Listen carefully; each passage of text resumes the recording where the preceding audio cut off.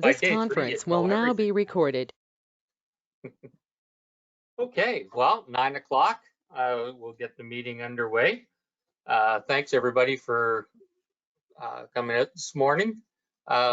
Lindsay, I know we're missing Jason for a little while. I don't see Michael. Yep, he's there. Oh, he is? Oh, there you are. Okay. Yep. So, yep, We're good. morning, good morning, everybody. Jason will be along in a little while. He had a little farm emergency that he had to tend to. So he'll be in. Okay. Anybody registered for open forum? Yeah, Mayor Woodbury, I did have Jerry McNulty there. I see Jerry there. So he did register for open forum. Okay. Hi, Jerry. We'll turn it over to you. Good morning. Good morning. My presentation will be very short this morning. I'm here to offer thanks and gratitude to Mayor John and members of council and CAO David Milner and all the staff. At a previous meeting, Muriel Scott and I presented about affordable housing needs in Southgate. The council members received it very favorably. There have been some positive things happen since that meeting, and we certainly look forward to next steps. But at this point, we just wanted to recognize that there has been good support, and we just very much appreciate that support. So thank you. Thanks, Jerry. Usually by this time of day, somebody's told me what's gone wrong. So it's nice to get positive feedback. So, and we'll look forward to your involvement in the future. That was it, Lindsay? Okay, great. Yeah. I have a motion for confirmation of the agenda as amended, moved by Martin. Oh, and we need a seconder since Jason's not here. Barbara? Okay, any discussion on that? Seeing none, is anyone opposed? That is carried. If anyone has any declaration of pecuniary interest or of interest, you can declare now or at any time through the meeting. Michael? Yeah, I'm going to declare 11.1.4 a peculiar interest in this as it's a family member. Okay. I'll send the paperwork in. All right. Thank you.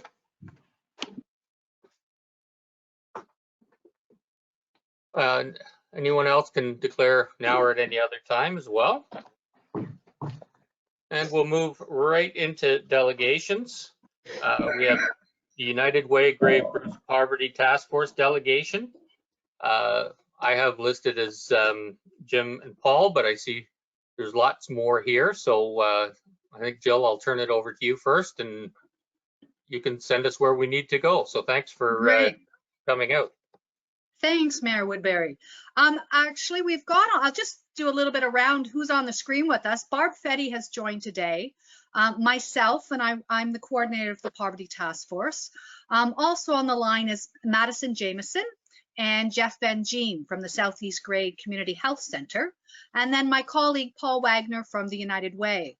And today we'd like to speak. I know I'm really excited that Jerry and Muriel were able to speak to you about affordable housing, because that has been one of the priorities in the last 10 years of the Poverty Task Force. And I think it's really critical right now with the housing crisis that we have so many local leaders such as Jerry and Muriel presenting and speaking to this issue. The other side of affordable housing is that food insecurity side. So when you can't afford rent, the last and only flexible thing you've got is food. And so this morning, Barb's going to say a few words. Paul's going to actually give you a full presentation on food insecurity in the region and speak to some of the initiatives that we're doing in partnership with the United Way, but also in partnership with Southeast Grey Community Health Center, some of the food banks and other community programs focused on food security. So the last time I was here formally, actually was in the region, was speaking with Barbara and others around a food security conversation. So that's what we're really aiming to have today, is another food security conversation with your council to talk about how are people doing in Southgate and what can we do collectively to support that. Barb, any words? Sure. Thank you, Jill. I would also just like to acknowledge Council and Your Worship for the invitation to attend today. This is an important conversation that we're having, even more so in the last year. We have found that folks have been had been making do, making ends meet prior to the pandemic, but those that were vulnerable prior to the pandemic are even far more so at this point. The work that Jill and others are doing through the Food Security Network and the coordinated partnerships has been filling a gap, and the gap just grows. And so we're here for some information sharing, hopefully some input from yourselves, and some enlightening statistics. So I'll turn that back to Jill. Thank you again. Great. So what I'd like to do is turn over to my colleague. Paul Wagner has been brought on for part of the pandemic response, and he has a critical role that he's playing to support our food security network, and that as a coordinator. But Paul is also coming with us with extensive logistics, efficiency thoughts, if you will. I love Paul comes in and sort of telling us how you do it better. He's looking at all those angles, and what he's also come to do is he's collecting data and a range of things that he's going to show us. But Paul is a full-time food security coordinator at the United Way, and we at the Poverty Task Force are quite pleased, excited, and thrilled that we actually have someone that can focus on this full-time. So I'm going to turn it over to Paul, and Lindsay, I know he's got a PowerPoint to pull up. So thank you for your attention and everything today. Yeah, so I have lots of things to share with you. I'd love to share my presentation, but I'm a little stuck with GoToMeetings and just would like a little assistance on how to share my screen. So Paul, there's 4 little icons in should be the bottom middle of your screen. One for your mic, one for your camera, one for screen, and one to leave. So if you press the screen button. Perfect. Then you should be able to hit share.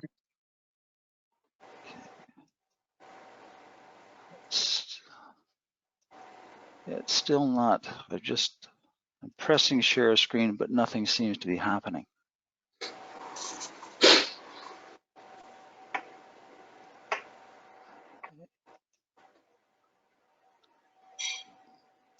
Any suggestions? Lindsay, do you have a copy that I sent you that you could pull up? Yeah, I can share my screen, Paul, and just let me know when to switch the screen or the slides. That would be perfect if you could do that. There should be some kind of UN security directive that all these different programs should be put into one that everybody uses. That would be, yeah, that would be very helpful. What we need is a 10-year-old to show us how to do it. That's what I do here anyways. All right, so we'll begin. So thank you for the opportunity to discuss foodbrucegray.com with you this morning. Food insecurity is a hidden issue in our communities. I'd like to devote the time that we have to discussing a tool that's been created to measure the size and scope of the issue, to educate, to inform, and to correct some misconceptions. So if you go to the next slide, please.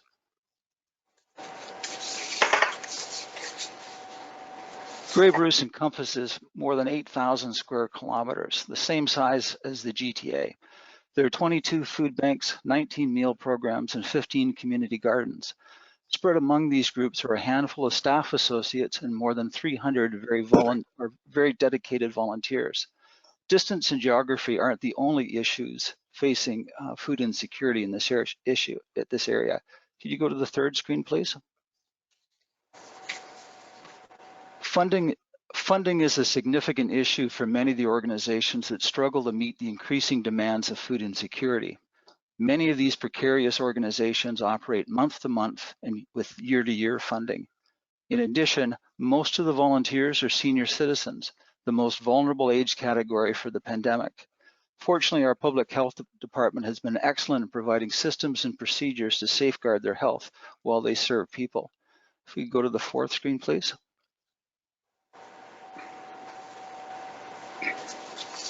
The lack of connection is another major issue. Many of the volunteer organizations have grown organically in isolation. Some exist in silos and do not share protocols. Joint bulk purchasing and sharing of information is simply something that doesn't happen. Unfortunately, this situation has contributed to keeping the scope of this issue out of the public's mind. Another issue is turnover in volunteer organizations leads to the institutional or the loss of institutional knowledge. There's also limited resources, and that contributes to keeping people siloed, and they're afraid to collaborate. If we could go to the next screen, please.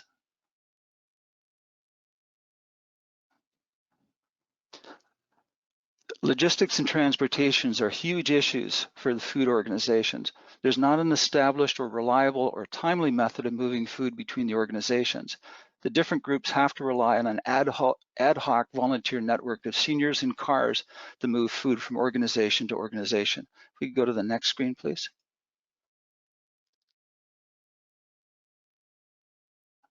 Compounding the challenges to the volunteers, the distances and other transportation issues, we get lots of snow in Grey Bruce. Winter makes driving difficult for our volunteers. In the summer, we have just the opposite problem. Scorching hot weather can affect food spoilage as well. If we go to the next screen, please. Stigma and privacy issues are huge barriers for food insecure people in rural Ontario. One of the best things about living in a small community is that everyone knows everyone else and pulls together. Unfortunately, this is also one of the biggest problems in rural Ontario. Many food insecure people are embarrassed by their situations and oftentimes would rather go hungry than have to approach their neighbors and friends for help at the food organizations. As well as these same people consider themselves to be failures for the situation they find themselves in. In addition, quite often people will avoid using the support because they believe that other people need help more. Repeated studies will show that only 1 in 4 people who should use a food bank actually does, and stigma is one of the leading causes. If we could go to the next screen, please.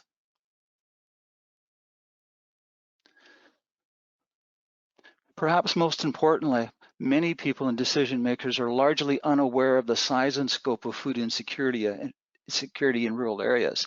They see how wealthy our communities are. They see the amount of food that seems to be available.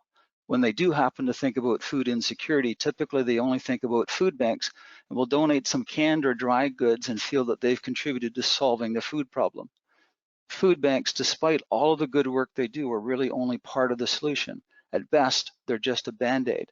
Few people realize that food insecurity is a symptom of poverty and the overarching lack of safe and affordable housing. If we could go to the next screen, please. The problem with the perception that food banks are the only solution to food insecurity include that food banks typically only provide 3 to 4 days worth of food once per month. And the hours that are available are very limited, and in some cases just to a few hours per month. They're also usually only available during the day and may not be accessible for people that are working. Clients still have to prove that they're poor enough to qualify through an induction process that's not always friendly or explanatory, which only increases anxiety. The lack of food choices can be quite limiting. And again, because of the limited hours, many food banks do not stock fresh fruits or vegetables because of the potential of spoiling. In addition, the stigma can exist because some of the volunteers sometimes have preconceived ideas about who's deserving and undeserving. I don't want anybody to think that food banks don't do good work, because they do, but they really are only part of the solution. Thank you for moving to the next screen. Given all of these issues and more beside, we're trying to build collaboration and connection between all of the food organizations and the communities. By facilitating networks and communication, we're removing silos and encouraging the sharing of good practices, as well as getting each of the groups to realize the power of cooperation. We go to the next one, please. To make people aware and engaged decision makers, we need to educate, inform, and correct misconceptions. To do this, data is needed and the ability to easily communicate that data. A tool is needed, something that could help tie everything together, something that the organizations could easily use, something that decision makers like yourselves could use for up-to-date information. There was a tool already, the biannual hunger reports, which were excellent, but they were only produced every other year, so the data was old even when the reports were first released. They weren't really accessible to everyone that might want to use them, and not everybody participated in the data collection. Something better was needed. If we go to the next screen, please. Just flip to the next one, please. Yeah, it's just my internet, Paul. It's coming. It's just slow. Yeah, no problem. All right, appreciate that. So a better tool is needed. An idea from the United Way of Bruce Gray was brought to the Nuclear Innovation Institute. The Nuclear Promise Group actualized and actioned the concept, and with subsequent support from community foundations and Bruce Power, they developed foodbrucegray.com in only 6 weeks. It's a tool that shows the size and scope of the food insecurity in Bruce Gray. It has clear and concise data graphics. It was easy to use and made use of the data that was already being collected by the overstretched volunteers, many of whom were unfamiliar with computers. The data is available 24 hours a day, 7 days a week to any level of government, the media, the organizations themselves, and most importantly to the public. And it really allows the start of conversations on who's hungry in our communities. If we could go to the next screen, please. This is that better tool, foodbrucegray.com. All right, and if we could go to the next screen, please. So there's 3 data entry screens. The first is for food banks. The volunteers enter the basic information on the organization, the number of households, age demographics, source of income, volunteer hours, and fresh produce donations. Right? It's designed to use whatever data the organization already has. So if there's a group that doesn't collect everything, that's okay. We'll take whatever information we can get. The food banks collect the most data as they usually have intake forms. We've offered scales so all of the food organizations throughout Grey Bruce that were paid for by Bruce Power. The data really only takes a few seconds or minutes to enter. And if there's an organization that doesn't have time to enter it, we'll enter it for them. Okay, if we could go to the next screen, please. The data from the meal programs is similar, but much simpler because they don't have a detailed intake system. So again, we're just measuring basic information. We can go to the next screen, please. The third screen is the data entry for community gardens. All of the food organizations and public health want to encourage more consumption of nutritionally dense foods for vulnerable people. To provide the metrics for this, again, all the operating gardens have been given scales for 2021 so that the contributions can be measured. If you're aware of a garden that doesn't have it, we can get it for them. Okay, and thank you for going to the meal program. The first of the 6 graphs measures the contribution made by the community meal program, such as what Southeast Grey does. Demand has grown by more than 300% during the pandemic, and despite the increase in demand, there's been a dramatic reduction in volunteers able to assist with this. So the work that they've done has absolutely been incredible. Foodbrucegray.com tries to make more people aware of that contribution. When you look at the graph here, it shows for the time period that's shown on the graph, 171,000 meals have been provided. When you see 12 out of 18 meal programs, it doesn't mean that there's 6 of them that aren't reporting data. 6 of them did not operate because of COVID-19. In the top right-hand corner of the screen, you see Select Meal Distributor. All of the graphs allow the user to go in and look at the individual contributions by groups in your area. Right. If we go to the next screen, please. Thank you. Food rescue is good food that, if not for the intervention of food rescue, would end up being wasted. 58% of all the food produced in Canada is wasted. By working with local grocery stores, local businesses, and farmers, more of this food is now being used to help vulnerable and food insecure people across the county. Our goal is to help build working relationships with every food organization that has a grocery store in their community and with farmers. In an era where climate change is never far from the news, if you took all of the food waste that exists on the planet and measured the greenhouse gas emissions, they would be the 3rd largest country in terms of emissions. So again, this work is extremely important. If we could go to the next screen, please. This is the first, oops, sorry, I'll wait till it catches up. I know all about internet. So if we could go to the food bank screen, please.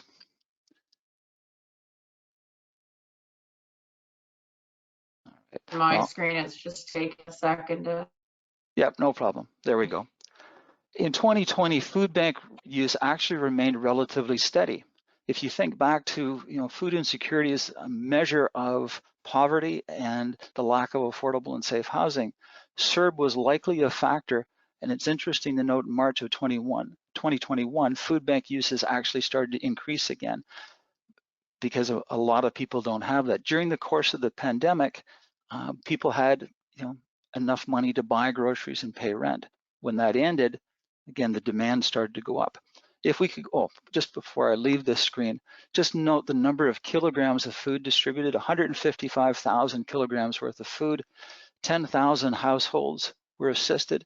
If you go back to the metric, about 1 in 4 people only using food bank that could be using it, potentially we have a very significant issue considering the population of Grey Bruce is only 160,000 people.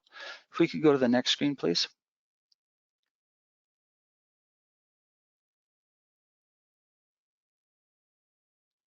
Okay, I'll start while we're waiting for that to come up. The demographic screen will show income sources and age breakdown for clients. I'll just wait for it to come up.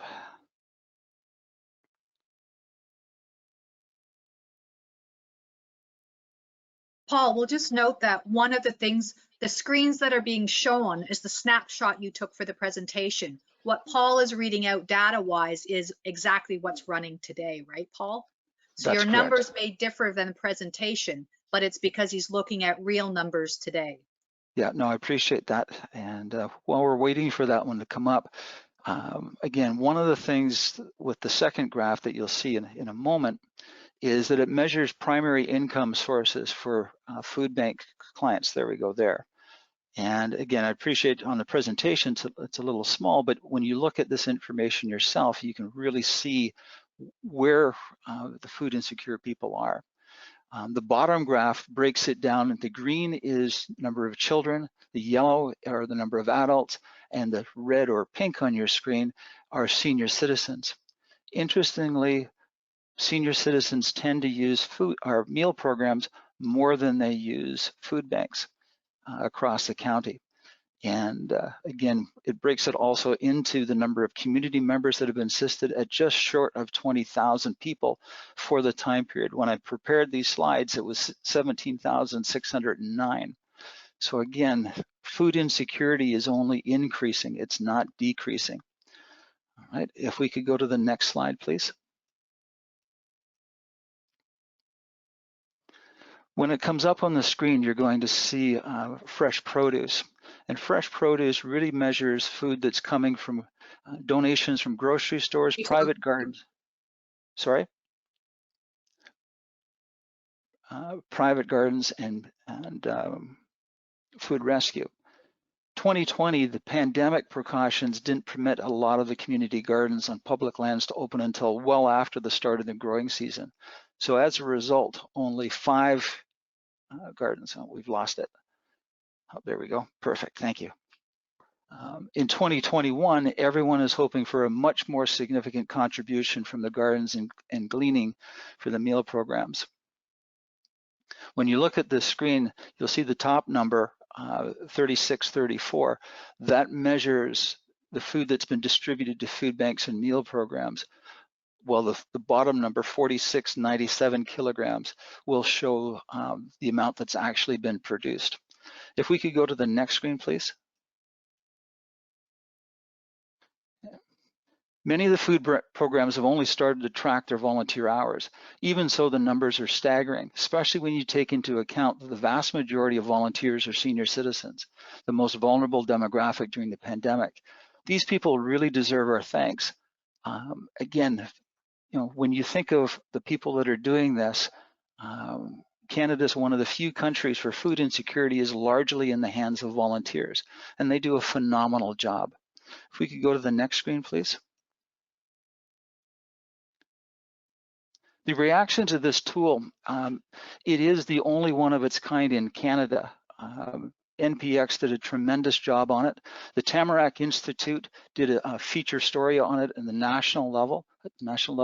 TVO has done a feature on it as well. While they were talking about the Chesley Baptist Church. Edmonton and Windsor Essex have received briefings on this food app and are going to be implementing it in their regions. The food app was the focus attention at a global food security conference in Toronto recently. Every mayor, chief, MP, and MPP in their region has received an invitation to use this tool. In addition, all of the local media outlets have received instructions on using it as well. We've made presentations to councils like yours, service clubs, and other groups interested in building awareness of food insecurity. If we go to the next screen, please. The data is already making a difference. A number of children's programs in each community have asked for data and have been able to use this. Most of the food organizations are using the data to support grant applications. The town of Saugeen Shores and Aaron Eldersley have created permanent links on their website to this tool so that not only can the decision makers in their community look at it, but also to anybody else that's interested in knowing what the council is doing to help foster solutions. Many food organizations are using the data for their board reports and also for their local media. If we could go to the next screen, please.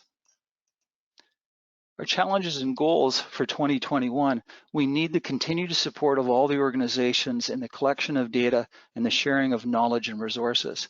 To continue to convince the remaining food organizations to share their data and to continue to educate decision makers on the importance of this issue.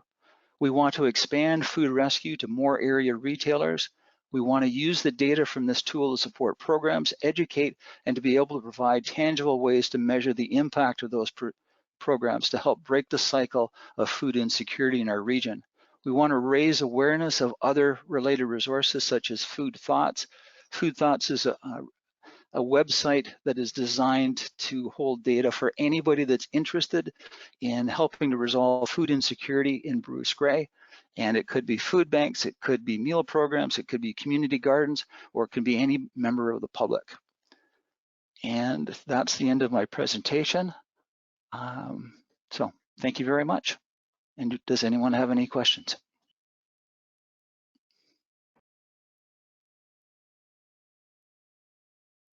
Barbara, go ahead. Good morning. Thank you, Mr. Chair, Chair Woodbury, and thank you, Paul. Great presentation. I mean, we need to start working together, obviously, and you've pointed out some gaps, and certainly the pandemic has highlighted those gaps, I think, more so. And I just a quick item on your last screen, the town of Saugeen Shores created a permanent link. Through the chair to Lindsay, what would it take would that be possible to put on our website? I mean, that's like a quick, easy thing that we could do right away while we're chatting about other opportunities to get the word out as well and to encourage collaboration. Yeah, if you could do that, something we could simple. look. If you could do that. Yeah, we'll look into it. Yeah. Also to make sure that we have all the Southgate related data on the website, on that website as well. One thing Paul hasn't mentioned is that we didn't present back to you your data for Southgate because that's something we have not been able to collect yet. So I think in partnership, we would be able to put that up on a link, but I think it would be more meaningful is if we also looked at collectively what's happening in Southgate, because we don't actually have a lot of data from Southgate on the website. I wouldn't want to frustrate the public locally. No, of course not. And this is a great conversation. what can we do as an organization, as council, or as the municipality to help get that information to you or into the program? Is there something lacking? Is there? Okay, if I could address that, I think that the most important thing, certainly it's very easy to put up the link on your website. So again, I'm happy to give you whatever information you need.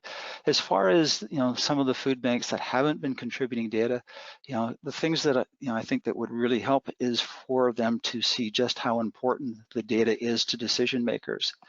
And, in all of my conversations with different councils, I think everybody's realized that having information so you can make an informed decision is useful. And if there's anything that we could be doing to the Dundalk Food Bank to ask them to share the information, again, we're more than willing to work with them. I'll enter the data for them. We really don't want to give them more work to do, but whatever data they're measuring would certainly help with this. So again, anything that you could do would be very much appreciated. Okay. I agree with Jill, though, that if I may, that having the link on the website is a great thing, but it would be more helpful if we wait until we have some data to share locally. But I think Dave has something to add as well. So thank you very much. Okay, Dave? Yeah, just a question. Is there a template document that of the data that you're looking for from the food bank organizations that we could utilize and make sure it gets fed through to your system? Certainly there is. I went through the presentation fairly quickly, but the data entry sheet for the food banks has all the information that's on there. Okay, if I could get a copy of that, we could start making sure that happens.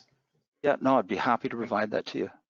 And as well, the information for community garden, if there's something for that, because I know there's one started by some members of the public on private property in the area as well, or at least they've been talking about it, so we can look into that. Yep, go ahead, Paul. No, I'm happy to provide anything that you need.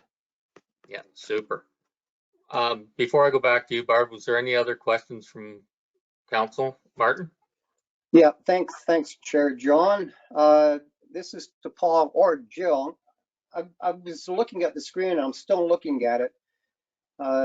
It says with 50 organizations, this problem with the silos of different groups. And you mentioned the senior citizens mainly doing the bulk of the volunteering. Do you have some kind of program where you're trying to get this changed to younger people? Because this seems the volunteer system seems to be worse than people being in silos, because that's affecting your food distribution. Even with the food rescue, who goes in and does that? So do you have something in place where you're trying to change or lower that bar? Because it seems to be, this is Wednesday, the hump day. This seems to be the hump day for the programs you're doing, right? That's So right. is there anything that you're trying to work on there? In a lot of ways, we're working all the different angles that we can for that. And it's interesting in this position. We work with 50 different organizations, and everything we have to do is through diplomacy. And it's and working with people. And they've been very, very receptive to this. The lack of cooperation really hasn't been a fact that they've done it on purpose. It's just kind of happened. So the more information that we share with them, the more willing that they are to engage with us and collaborate on ideas. So I don't want to paint a picture that they're not willing to work with us. It's just been a case there's never been the opportunity to in the past. To speak to the age of volunteers and the fact that we in Grey Bruce and many rural areas and even the urban areas, we rely a lot on our retirees to run the social sector.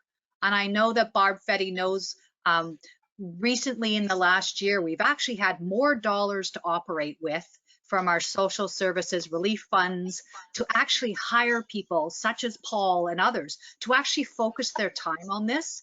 It's been a real frustration of mine. I've been working with the Poverty Task Force now. We started in 2012.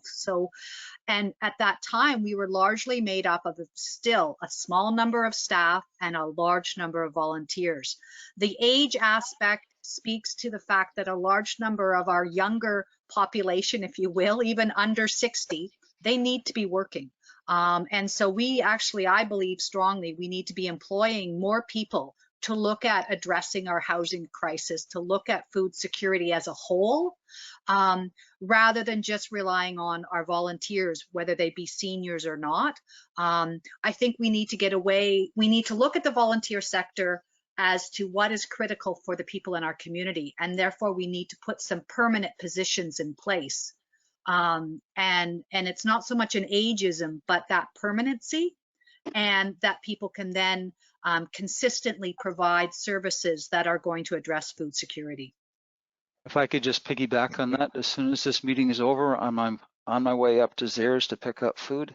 Since January 1st, I brought more than 20 tons of fresh produce from Zehrs that's been donated to Food Rescue. So I'm not a whole lot younger than some of the seniors, but a little bit. Paul and I are in the 55 plus crowd, but I think it is a critical issue. Why are we relying on addressing food security in our area based on our seniors, right? And we've really seen how vulnerable they are in a pandemic. I think as far as volunteers too, if we could encourage more students that need the volunteer hours, they'd be getting educated in some of the problems in that. Brian? Thank you, sir. Jill, I wouldn't have put you more than 32.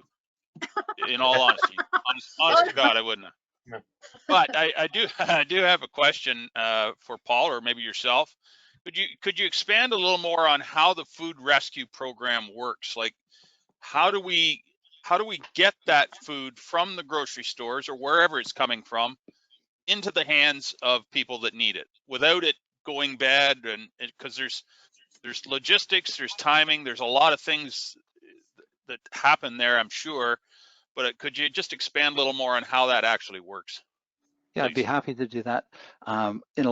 There's two ways to do this. The easiest way is for a food bank or a meal program to approach their local grocery store and simply ask them, what are you throwing out? And in a lot of cases, it's food that's still good to eat, but it might be bruised. It might be a bag of oranges where there's one orange that's gone bad. They can't sell that. And up until now, that just goes in the garbage or into the landfill. So, by talking to them and seeing if you can take that food, an organization like a meal program can weigh it, sort it, clean it, and then use it. In Owen Sound, O'Share does a tremendous job with that. They also partnered with an organization that's ironically called Food Rescue Canada. And that's an organization that was created through Second Harvest to encourage food rescue. There's a lot of misinformation about liability. A lot of the grocery stores say, well, I don't want to do this because I don't want to get sued. Food Rescue and Second Harvest help push through some legislation that protects donors from being sued for that. The grocery stores, it saves them tipping fees, so it does save them money. For the meal programs and food banks that are able to use that, even if they can't use everything, they can compost it, so it helps support their community gardens. And the best way is just to start a conversation with whoever the manager is of the local grocery store. And if they can partner with the meal program, the gardens, and the food bank, they'll find that they'll be able to use the vast majority of the food, because right now 100% of it's going in the garbage. And if we can divert that and feed the food insecure people, it works tremendously well. Again, the Food Rescue has a website that is absolutely amazing as far as educating people on it.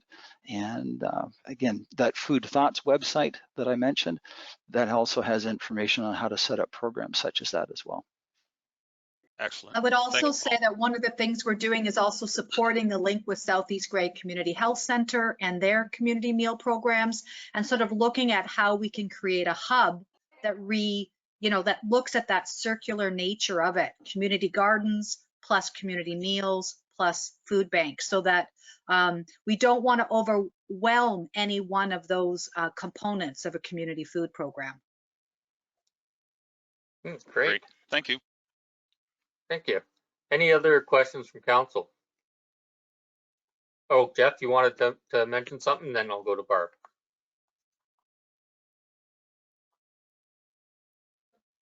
Which Barb? Yes, thank you.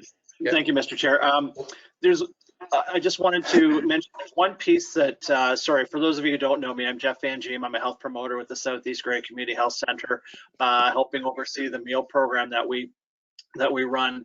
There's a lot of talk about the food rescue and the produce and all of that, and we're very fortunate that we've partnered with United Way and other organizations to be able to get that. But there's a piece of this that we're also missing, is that I don't want council to think that the food problems are being solved by the food that's being donated. There's also a huge component of food that we have to purchase to be able to put the meals together. There's also a cost involved in just getting the meals out to people, including paying mileage for volunteers to be able to do that. So it's not just a let's use the food that's available. There's also a significant cost that is in this. Just as a reference point, at our peak with our meal program, we were delivering over 1,800 frozen meals to clients, mostly in Grey Highlands and Southgate. Now, and that was because we had funding for that. We could have easily doubled that program, but we just didn't have the capacity to do that. Unfortunately, our funding for the program ended at the end of March, and we've been able to get some more funding, but not at the same level. So we've had to take an entire relook at the program that we're providing for people. And the biggest issue we have is just really the funds to be able to continue to do what we were doing, or even without even thinking of expanding it. So there's that piece that goes along with it too, that I just wanted council to be aware of. So I appreciate your time. Thank you. Thanks, Jeff. Barbara? Thank you, John. Mayor Woodbury. And Jeff, you answered one of my questions about mileage and the expense. You know, it's not just about getting the food, but it's also about the ability to purchase what you need and the expenses that go along with that. Southgate is, as you know, borders on other municipalities. And I know that Mount Forest has a food bank as well, a food share program, which serves our southwest corner of Southgate as well. I'm sure that there's clients that go to Mount Forest. So how do we pick up that data is a question. And then you had mentioned earlier in the presentation about refrigeration, and do all food banks have freezers, so that if there was an opportunity to take advantage of sales? These are things that I'm thinking about. And how do we get the word out for need? And then the age of volunteers, with people working from home now, or the ability to work from home, they're not commuting as much. Maybe there'll be opportunities for them to donate a couple of hours a week. When do you generally, from a time perspective, when are you delivering meals? When are you picking up those food resources? Are they all happening during regular business hours and school hours? Because that limits the ability for some, obviously.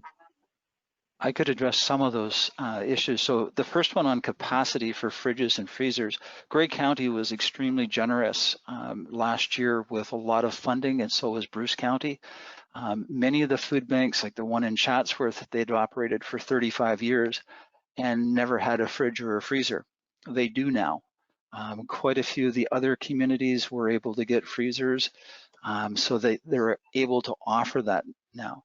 As far as when a lot of the food is being picked up, the donations to a group like O'Share, and Sandwich is the meal program, I try to do those first thing in the morning. So they have the food. A lot of the food that I pick up in the morning is served that day, just because we are working so close to the borderline as far as it being useful. As far as the other organizations go, we've tried to reach out to all of the different groups. So we're constantly working on ways to share information with that. Those are the parts that I can address from that. Perhaps Jill or Jeff could approach or answer the other ones.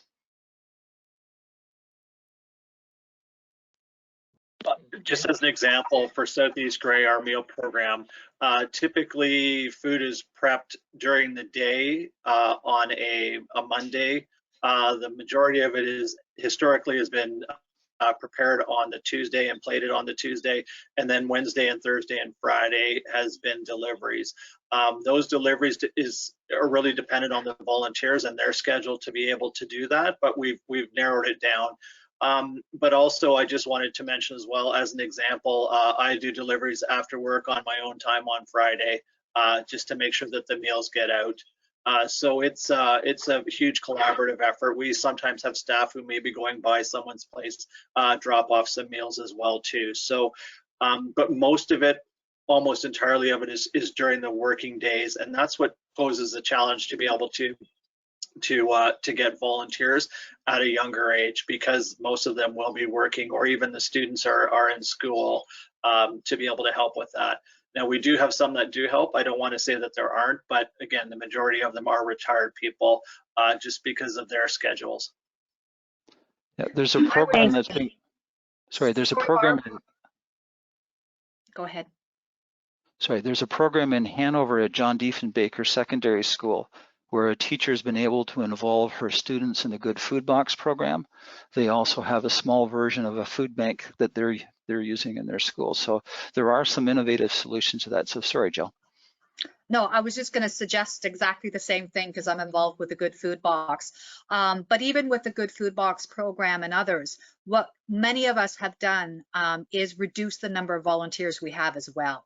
Just given the pandemic conditions, that's very unique. And that a lot of the seniors we have asked to stay home, quite frankly. So they've been more active on the deliveries than actually coming together. And we've had to, as Jeff says, in some cases, they've spaced out the days at various locations. So they prep hampers a day before. Again, the directive from the public health unit has been reduce the point of contact, right? So anybody with any challenges in terms of healthcare, our health priorities, we've had to reduce those volunteers. I think, Barbara, post-pandemic, we can really visualize something quite different and look at the timing. And Paul mentioned in his presentation that the scheduling of the food bank sometimes aren't even optimum times for people who are working in your community that may want to access a food bank afterwards. I'm not sure at this time whether you have any community meal programs running in Southgate either, other than the frozen meals that are delivered by Southeast Grey. So our community centers aren't set up and running as we had them pre-pandemic. So what we really would like to look at, what's the vision going forward post-pandemic, and then obviously emergency food that we're doing right now. Speaking to the data points collected from Mount Forest and otherwise, we do engage with Huron Perth and others around some of the data, but we have not integrated it into the Grey Bruce app right now. But it is something we can get access to, and it would actually probably benefit to know regionally around Southgate and further south, where are people going and what services are they accessing, but we don't have that data right now. I could just add real quickly too, living in Durham and knowing the food bank well there are a number of clients from Southgate that also use the Durham Food Bank that come into town. Yes. I think too, one of the things you could look at possibly down the road is shift workers and union involvement. I know that the International Association of Firefighters, there's only one local Owen Sound right now, I think, in Grey Bruce. but I know that they're heavily involved with the different food banks and everything. When I was active in Toronto, we do at times throw 100 guys out to help out at the different food banks for a day or two, whether it was deliveries or regular things. So a lot of the unions are looking for positive things in the community to be involved with. So that may be something there. Michael. Good morning, everybody. I just want to put in that Grey County has a transit system that's running from Owen Sound south. And I'm just kind of wondering if you guys could hook up with her and find a way that we can put a program together that at the drop off or where people are put on the bus that we can put, you know, supplies on maybe once a week or once every 2 weeks where people could take out there, drop them off instead of us taking the supplies somewhere to drop them off. If we could use the local transit system at a lower cost, probably they'd probably be happy to help out, that we can get stuff from, you know, the communities where we're picking people up now, just to help out. Yeah, that's a great idea. Yeah, good. Thanks, Michael. Okay. Thank you, everybody. I think we've had a pretty good discussion on this, and we've got a good start on things. I think this is something that we're going to have to get more involved with and go from there.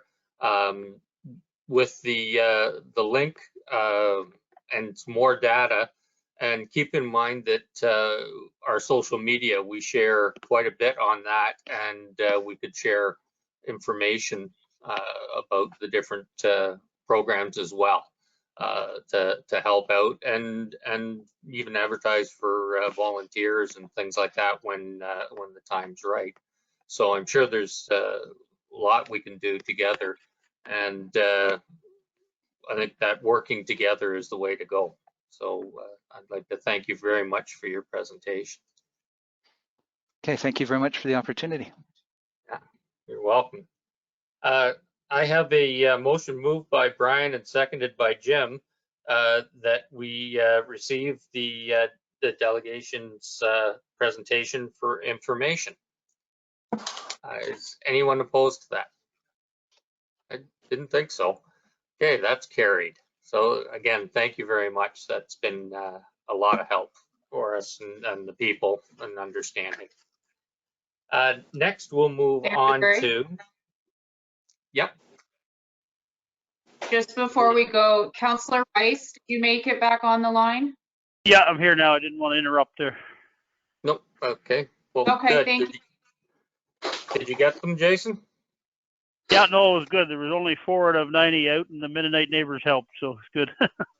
Oh, that's good. It's better than just 4 left in. Yeah. Okay. Next, we're going to move into the Center Grey Health Services presentation. And I see we have Darlene and Harvey here. So I will turn it over to you. Your Worship, Mr. Woodbury, Deputy Mayor, Mr. Millen, councillors, CAO, Mr. Milner, and staff. First of all, I would like to thank you for allowing us to present today at this council meeting on behalf of the Center Grey Health Services Foundation. I am Harvey Fraser, Vice Chair of the Foundation and Chair of the Together in Care campaign. Along with Darlene, we also have Jerry McNulty, resident of Southgate, and a former member of the foundation for 6 years. He's also on this, and you all know Jerry quite well, likely. I guess I could ask the administrator to bring up the slide deck on the screen.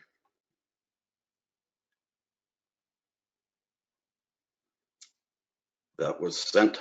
Yeah, here we go. Yep.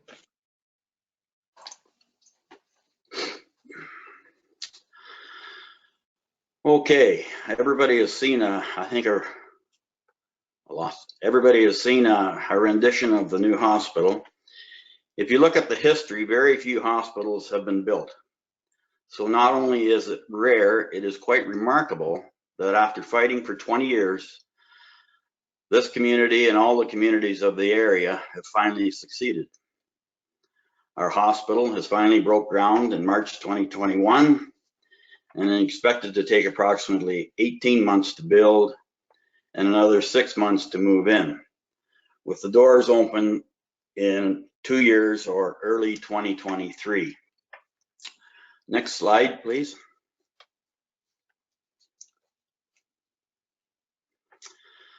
The new facility will be much more inviting for patients, visitors, and staff to work in. The building is far more efficient with larger spaces and better allocation of resources. It will modernize every aspect of the care that is presently provided in the current facility. Plus, it expands the ambulatory capabilities, which is key for a small community.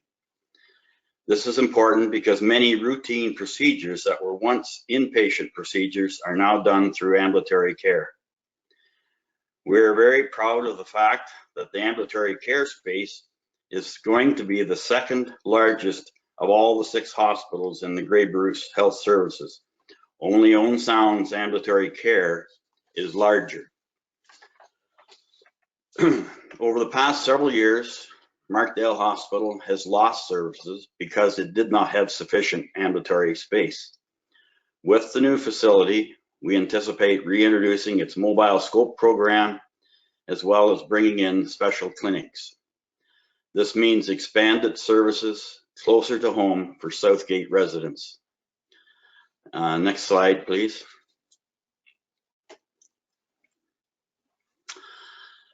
Along with providing more healthcare options closer to home, the new facility will also help to attract and retain professionals to the region. The new facility will house state-of-the-art technology. This is imperative as technology is the predominant component in medical equipment and therefore medical care. When the technology is better, it makes the workplace more attractive to best trained professionals. When the dust settles, we expect that staffing numbers could very well increase. The building was designed with the ability to increase in size and bed numbers as population and demand increases. A couple little interesting stats in the corner there, down in the left-hand corner. The financial boost from a local hospital. This has been a study done actually by a lady at GBHS out of Owen Sound. It's kind of interesting to see what full-time jobs and how it relates to the GDP and to the tax revenues of people working in, not everybody lives in Grey Highlands or West Grey. I'm sure there'll be members of the staff that lived in Southgate and different areas. Up until now, does anybody have any questions? Okay, the next slide, please.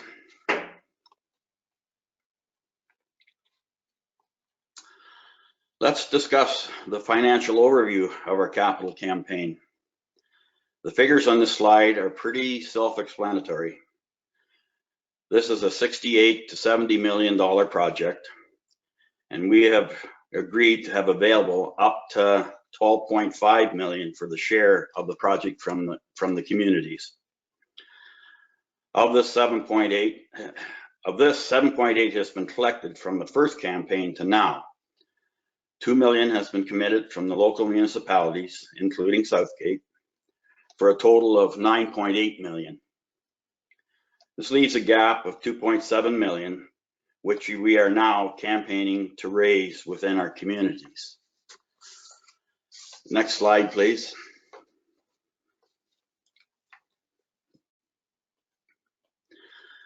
We would like to take this opportunity to thank you for your patience and your support with this project over the past couple decades. This has not been easy for any of us, and we appreciate that your residents have felt the need for a new hospital as much as anyone. We are pleased that this project is moving ahead at a very fast pace. If you ever have any questions regarding this project, we encourage you to reach out to us. We will help in any way we can. The next slide, please.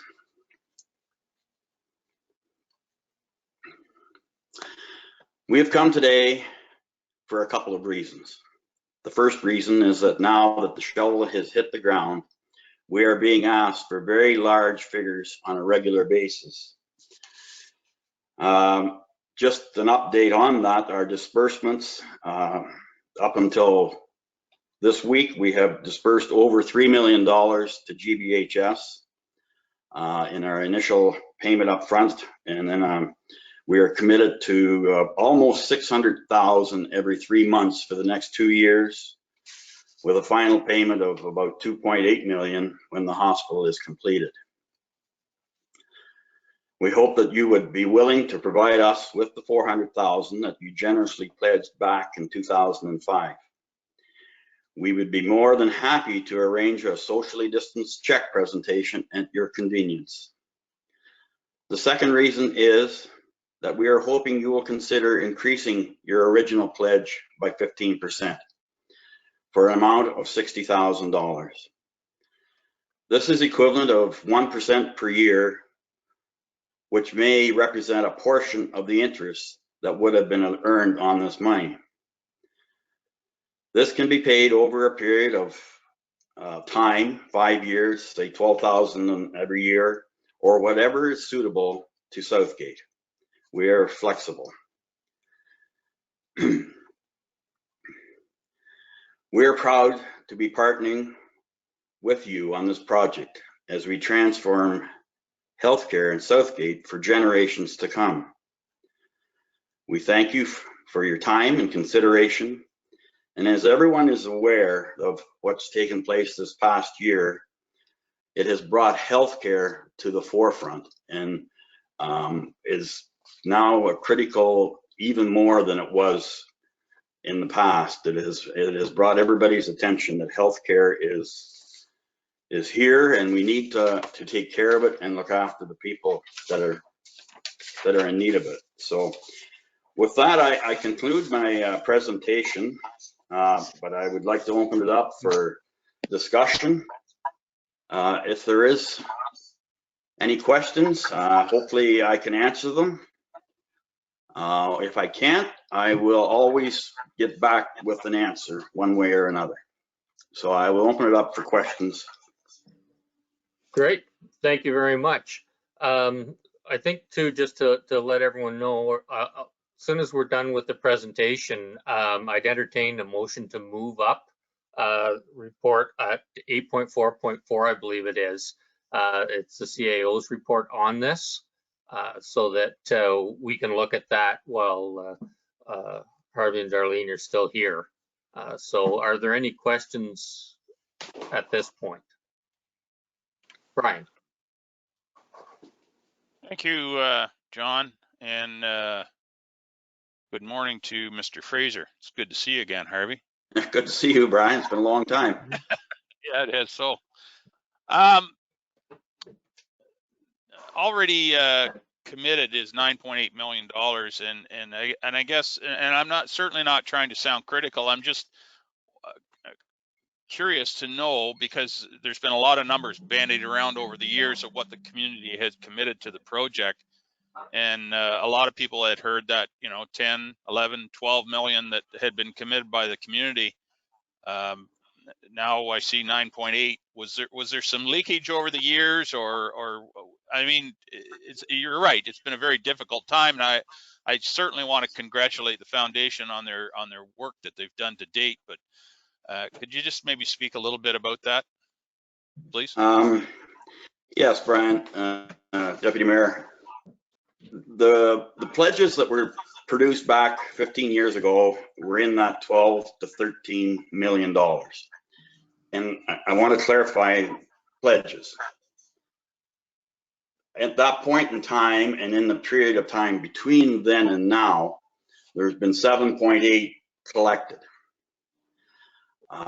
There was a lot of pledges that were halted because of the time frame on this project from, well, it actually started 20 years ago, but in earnest it started 15 years ago. There was a lot of pledges halted. There was a number of pledges never collected because of deaths and of people that had made large commitments and pledges that never got collected. So the 7.8 million is actual figures that are in the fund and the building fund as of right today. Now, the question that may also come up is what happened to the income from that 7.8 million, which is kind of was something what I kind of think you were alluding to also, Brian. But capital expenditures that the foundation, the Center Grey Health Services Foundation, are obligated to pay every year to GBHS is in the vicinity of $500,000 to $800,000. That is a lot of fundraising, which it would never happen in fundraising. So to meet that obligation, interest taken from the funds for the building has been used to meet that obligation, which is totally part of the healthcare system. The healthcare system is a big picture. It's Markdale, but it's a big picture also. You know, you have your regional hospital, you have your other hospitals. It's a family of hospitals in GBHS. So yes, some of the income from that initial campaign has been used. Very, very little, if any, of the capital has been used. There might have been one small example of some of the capital one year, but I don't even know if that happened. No, But no capital has ever been used, not one penny. All of Okay. the capital remains in the building fund. Right. And it has been invested and very well invested and has produced good funds. But I came on the foundation, I was totally caught off guard when I found out at one of our meetings that we had to send $500,000 to GBHS. I didn't even, until I came on the foundation, I didn't even realize that we were obligated to do that. But it only makes sense because they buy everything out of there. We send them the money, and then everybody puts their requests in for equipment and whatever is needed, and you get it back again. So our turn is coming here. I'm getting all the equipment going into Markdale. The new hospital will be new. There is very little stuff being transferred from the old hospital to the new X-ray machines and so on. So I hope that helps answer your question, Deputy Mayor. Absolutely, Harvey, and very good answer and very clear. Thank you for that. It's very much what I thought had gone on, and I want to appreciate or express my appreciation to the foundation for their hard work and their patience over the years. You guys have done a tremendous job, and I commend you for that. So thank you very much. Well, thank you. Yep, absolutely, Brian. Any other questions or comments from council? Okay, then I have the motion here, moved by Martin and seconded by Michael, that we receive the presentation for information. Any discussion on that? Is anyone opposed to it? So that is carried. Now, who would like to move a motion to move up Brian and Barbara? And that is to move up item 8.4.4, which is CAO report 2021-036.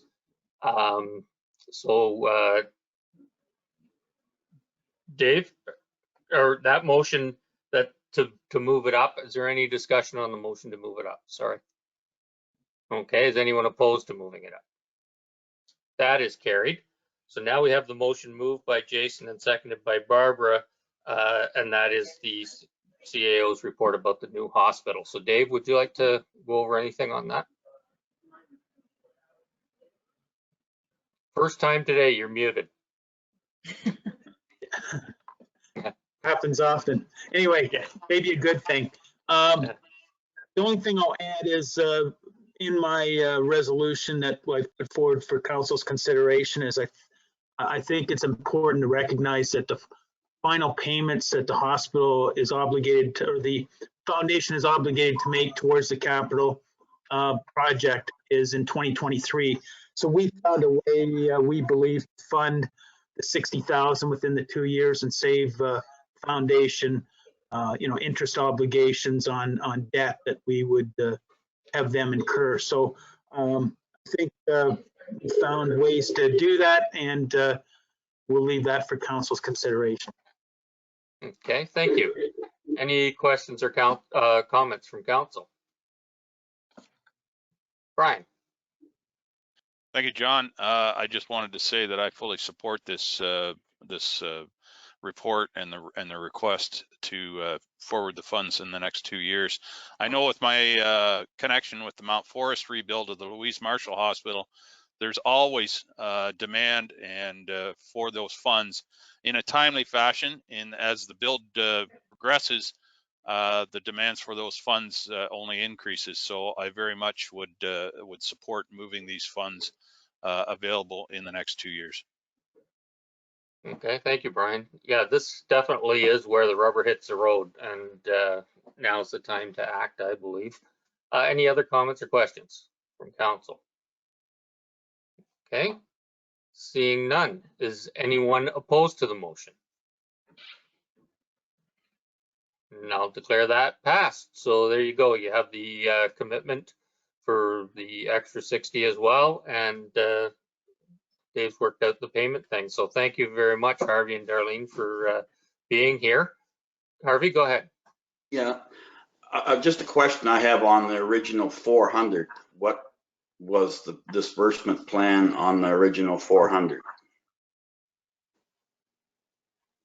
Dave, go Harvey, ahead. drive down and pick up the check. Yeah. Okay. I'm on my way. Yep. Well, maybe just give us a couple days. It's difficult to get checks signed in COVID conditions, but yeah, our plan is to pay that as soon as we can get a check with the court. Excellent. That's fantastic. Cannot thank you Excellent. enough for your support, Southgate. So- Yeah, so we'll work- I also want to thank the support we're getting from Southgate. That has been positive all the way along and is continuing to be very positive. So I thank you, and this kind of thing makes my life just a little bit easier. So And we'll do something with the check presentation of some sort, as long as I'm not taking the I video. would suggest, John, that you get a hold of Darlene, and she'll we'll do something there, because I totally agree that we should have as much publicity in these times as we can possibly do. Super. Thank Look you forward to again. that. Thank you again. Thank you for all the work you've done. Barb, you just wanted to add something? Thank you, Mr. Chair. And I was just thinking about the check presentation and the offer to, I mean, we need publicity about the hospital. We can socially distance in front of the billboard, up at the site, as opposed to you coming down here, I would think, when that is available.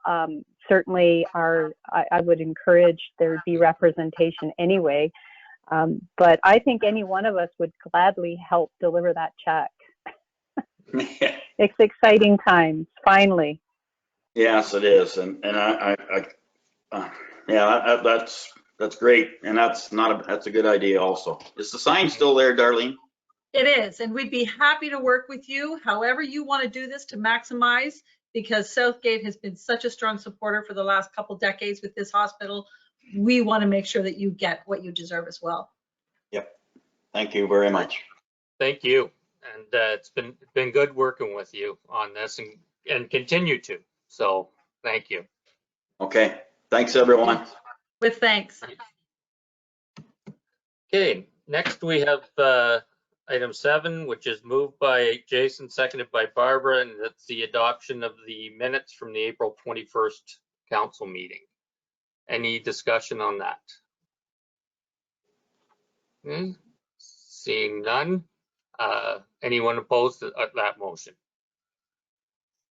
That is carried. Next, we'll move on to the fire chief's report, 8.1.1, and that is moved by Jim and seconded by Martin. Derek, did you want to explain anything on this? And I might as well just open up for questions. If anyone has questions, that'd probably be the easiest way. Okay, Martin, go ahead. Morning, Derek. Looking at the report, I got no problem with it, but it says in the one part, You mentioned warranties before from M&L Supply, and then down below it says, in the future, these packs can be modified to use for this stronger PSI. Would that damage any warranties? If you know what I mean, like would it make them void, or does the company come in to make those modifications? So M&L is actually the one that does the modifications. In the past, we bought 4,500 PSI packs that they've turned down, which cost us more money. These ones from Niagara and the Lake are actually 2216s. So essentially they're picking them up, they're checking them over, they're delivering them, and if we proceed with it and we get a 2-year warranty on it, the idea of turning them up is in the future to save money. A brand new 4,500 PSI Scott harness costs $10,000 per harness. So the idea would be all our fleet would be outfitted with these new AP70s that can be turned up, and gradually over the years we'll turn them up. We'll add 4,500 PSI bottles in and sort of make a gradual switch over instead of a large switch, which would probably cost us around 200 grand. Sounds good. Thank you. The the other thing that happens with the higher pressure bottles is for the same weight, they can carry a bottle that instead of being what we called a 30-minute bottle, they could carry a 45 or a 1-hour bottle. And not that they're in the fire longer or in a call wearing it longer, it's that they have a larger safety measure if something happens. Any other questions or comments? Okay, Derek, I can't tell you how happy I'd be to get rid of some masks from the 90s. So I think this is, yeah, this is a really good idea. Is anyone opposed to the motion? And that is carried. So thanks, Derek, for all you guys have been doing. And also like to recognize yesterday was the International Firefighters Day, and your department is second to none, and you and your firefighters are doing a great job. So just like to thank you on behalf of council and the public. Awesome, thank you. Okay, next we have a motion moved by Brian and second by Michael, and it's 8.2.1, Liam's financial report. Liam? Anything you'd like to say about it? So I'll just summarize the note that the report reflects the pre-audit results on a fund accounting basis. So the reports that I present during budget time and in each council meeting for a financial report is always on a fund accounting basis. Whereas the annual audited financial statements are on a PSAB basis. So it's a different accounting treatment. So this is in the presentation that council normally sees, whereas on July 7th, you should see the audited financial statements which is on the same numbers, just presented differently. So the audit fieldwork complete occurred from April 20th to the 30th, the majority.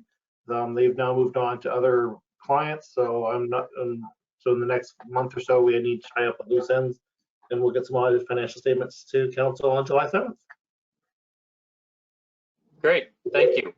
And I know that's been challenging, I would say, this last while for you, having to be in and out of the office and everywhere with trying to do the audit that way. Are there any questions or comments from council? Barbara? Thank you, Mayor Woodbury. Hi, Liam. Just a quick question, and I'm pretty sure part of the answer is new assessment. The transfer to reserves, the tax stabilization reserve, the library reserves, the excess or the surplus from what we took in and what we expensed, is the majority of that new assessment, or is that, I mean, is that development charges that we've collected that, you know, we need to put away for future? It's $500,000, and I'm just not including the wastewater and water reserves. So it's not necessarily new assessment. So there's, if the attachment one has the summary of all the variances. So actually supplementals were $96,000 less than we budgeted. And there's, I'm trying to think what some of the highlights here. So supplementals were lower. We got the large one. We got that COVID grant, which got contributed to reserves. So I guess my question really is more, if I rephrase it, is that this isn't necessarily collecting too much tax. These are I've read the schedules, but to give a highlight would be there's some new assessment, there's some grants that have come that is being pushed out to be used at a future date, correct? Yeah, the surplus is due to like a multitude of things, and they just sort of all collectively add up to the $316,000 that we would have had a surplus had we not, if I had not recommended putting into tax stabilization reserve. Thank you. Dave, did you want to comment? Yeah, I just want to be really clear that development charges would not be in that. They're already put into their buckets in the reserve funds. Thanks, Dave. Okay. Any other questions or comments? Seeing none, is anyone opposed to the motion? And I'll declare that passed.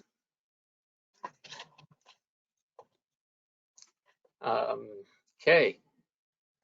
Next we move on. Thanks, Liam. Next we move on to Lindsay's report, 8.3.1, moved by Michael, seconded by Jason, and that's Municipal Code of Conduct Consultation Survey. Lindsay, do you want to add anything to your report?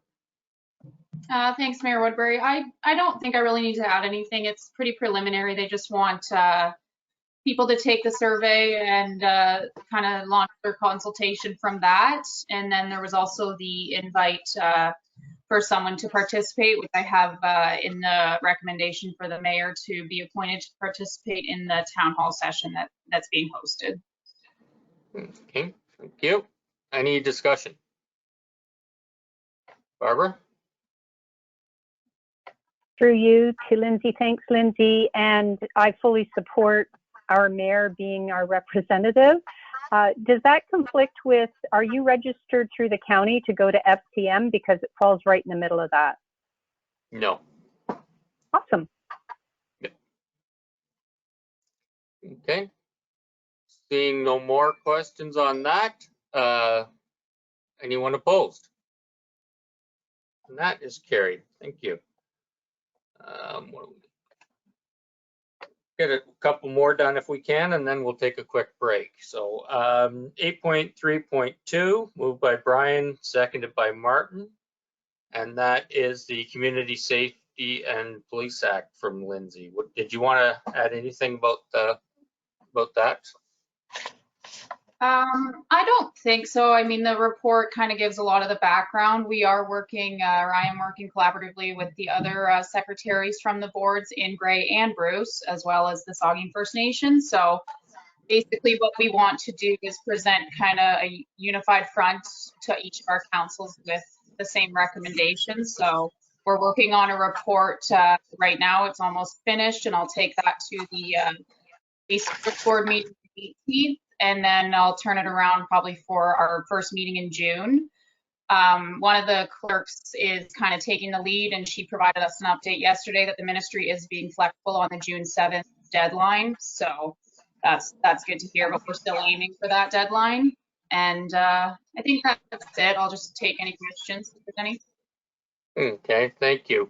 I guess both with us and the Police Services Board input, I think with Jim's knowledge and background in that, I think his input will be good on what the secretaries have to say. Martin? Yeah, thank you, John. Through the chair, Madam Clerk, I was reading the one part of it where it says minimum 5 reps. Is there, and then looking down, there's 8 different municipalities, including the Saugeen First Nation. Do we have that power to say we want everybody involved? We don't want a minimum? Like, why have a minimum when it's all supposed to be representation for all the municipalities? Why would we even have a minimum? It should be 1 rep from each jurisdiction, or shouldn't it? Yeah, My way. so, and that's likely what's going to be recommended, that each municipality have a someone to represent them. So if everyone was involved, it would be way too large, obviously, but I think that's going to be the way that we go for sure. Okay, thank you. I know there's a movement between some of the mayors that to try and get 2 boards, one for Gray and one for Bruce, just because the commonality of what's going on, and that would cut down the size to just being huge instead of being really huge. Brian. So if I may, Mayor Woodbury, before Brian, we did discuss that, and initially we were kind of going with that, a Gray and a Bruce, but then there's only 2 municipalities in Bruce that would be left out. It's not, so really it doesn't make that much of a difference to have those 2 included. And Saugeen, the Saugeen First Nation, they're allowed to not participate with us. So if they decided to go that route, then it would really just be, the second board would just be 2 municipalities. So then we kind of thought the other way, it would make more sense for it just to be 1. It would be a bit larger, but not huge. Good. Okay. We'll look forward to looking at that. Brian. Thank you, John.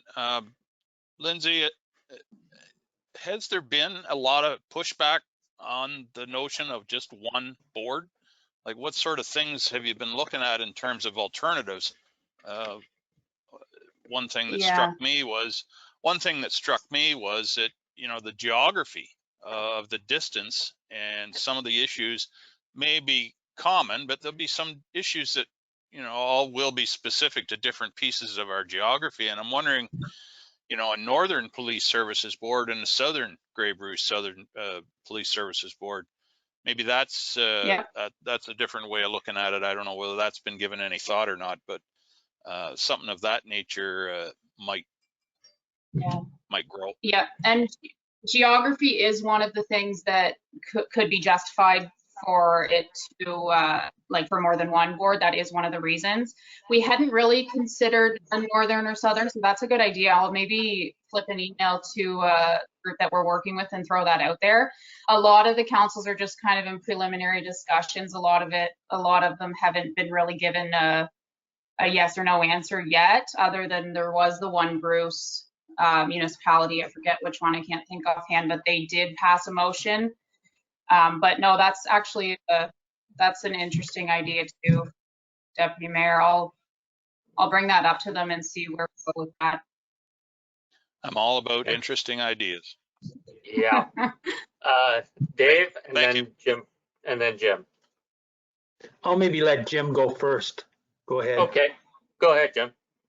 For your information, this is the second run at having 1 board for each detachment. We'll just see how far it goes. Yep, thank you. Dave? So these thoughts might be better shared with my mute button on, but I've made some written comments here that I want to share. Just regardless of the size of the new police service board, our local representation will be diluted. We will have less communications and management of a new police service board as compared to what Southgate has. No slight to our police service board, but I think we always kind of question is what kind of control or management do we have over police services anyway.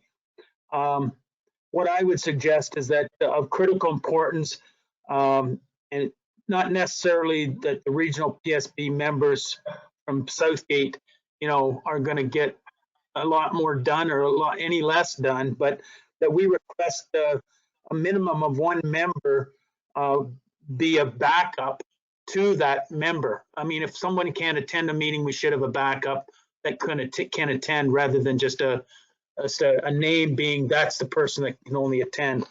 So that we have at least one representative at every meeting and we have that communications. The other issue I would recommend is that council still receive a delegation from the detachment commander or the staff sergeant or a representative of the police as far as a Southgate specific report to council every 3 to 4 months, so that we still have dialogue with these services and that we can provide direction to them, or at least bring issues directly to them in relation to Southgate, and that we also have some discussions. I'm not sure how this community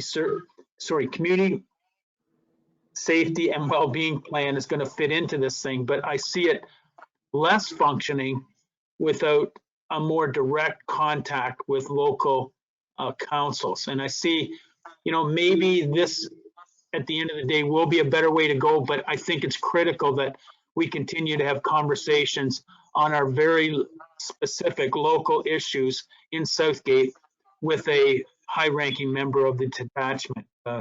That you know, we can have those conversations about issues in the park or issues of wherever may be of interest in Southgate specifically. But I think those issues will likely get lost at a county or a you know, South Grey Police Service Board type structure. We're going to be talking about all issues, not specifically our specific issue in Southgate. So anyway, those are just comments I wanted to share that I think should be part of this conversation, that we, at the end of the day, we should have at least the same or better communications with our local council and the police service. Absolutely. Thank you. Any other questions or comments? Martin. Yeah, just piggybacking on what Brian and Dave said, you know, if it's a geographic area so large, we still have to have that representation here. And I just want to comment, piggyback on what Dave said. It's a great idea to have that communication from a high-ranking officer for issues locally with Southgate. We've just had a presentation from people talking about food insecurities, you know, in that plan, food insecurities and homelessness and not having enough pay can cause problems down the road for policing. So to have that information, it's also good information that we can pass along to this other group and other groups that need it. So I think that is a really important aspect of this, not to lose that personal touch. So I totally agree with Dave. That's something that should be put in there because it's a holistic thing. It's good to have that data. So just a comment. Yep, absolutely. Okay, seeing no others, is anyone opposed to the motion?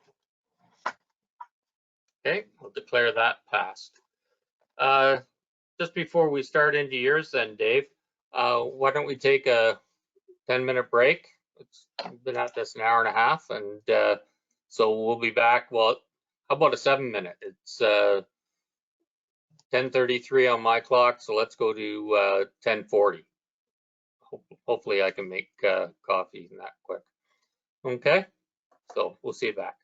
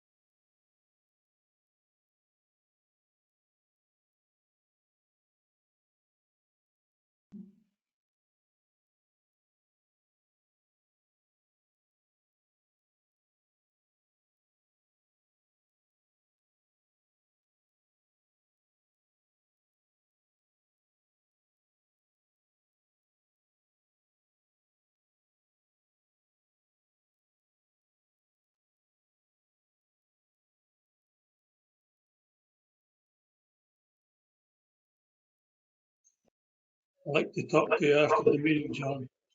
Okay, good.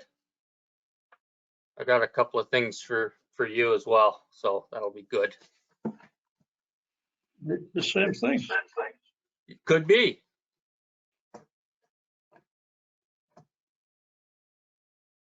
Mayor Woodbury, can you hear me? Yes, I can. I lost my audio connection.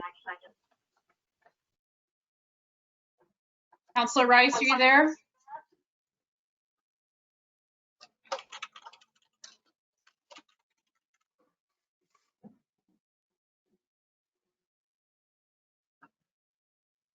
Jason? Martin here. Okay. Jason's cattle got out again. Councillor Rice. He's No, still I on don't the know. line, but he must himself.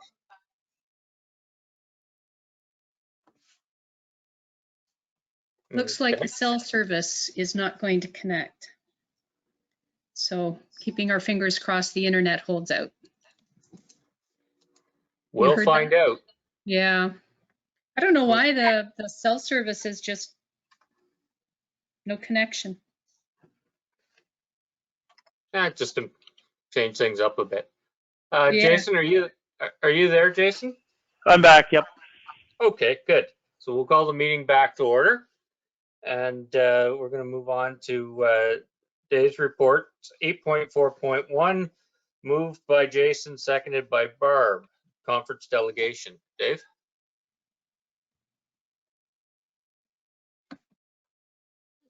Oh, see, you're consistent.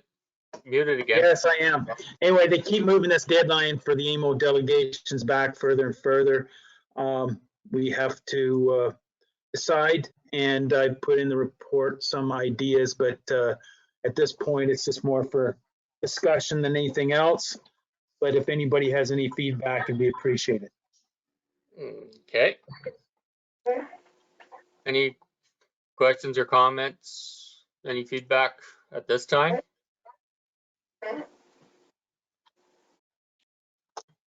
Okay. So is that enough feedback for today? Yeah, I guess so. Yes. Martin has something.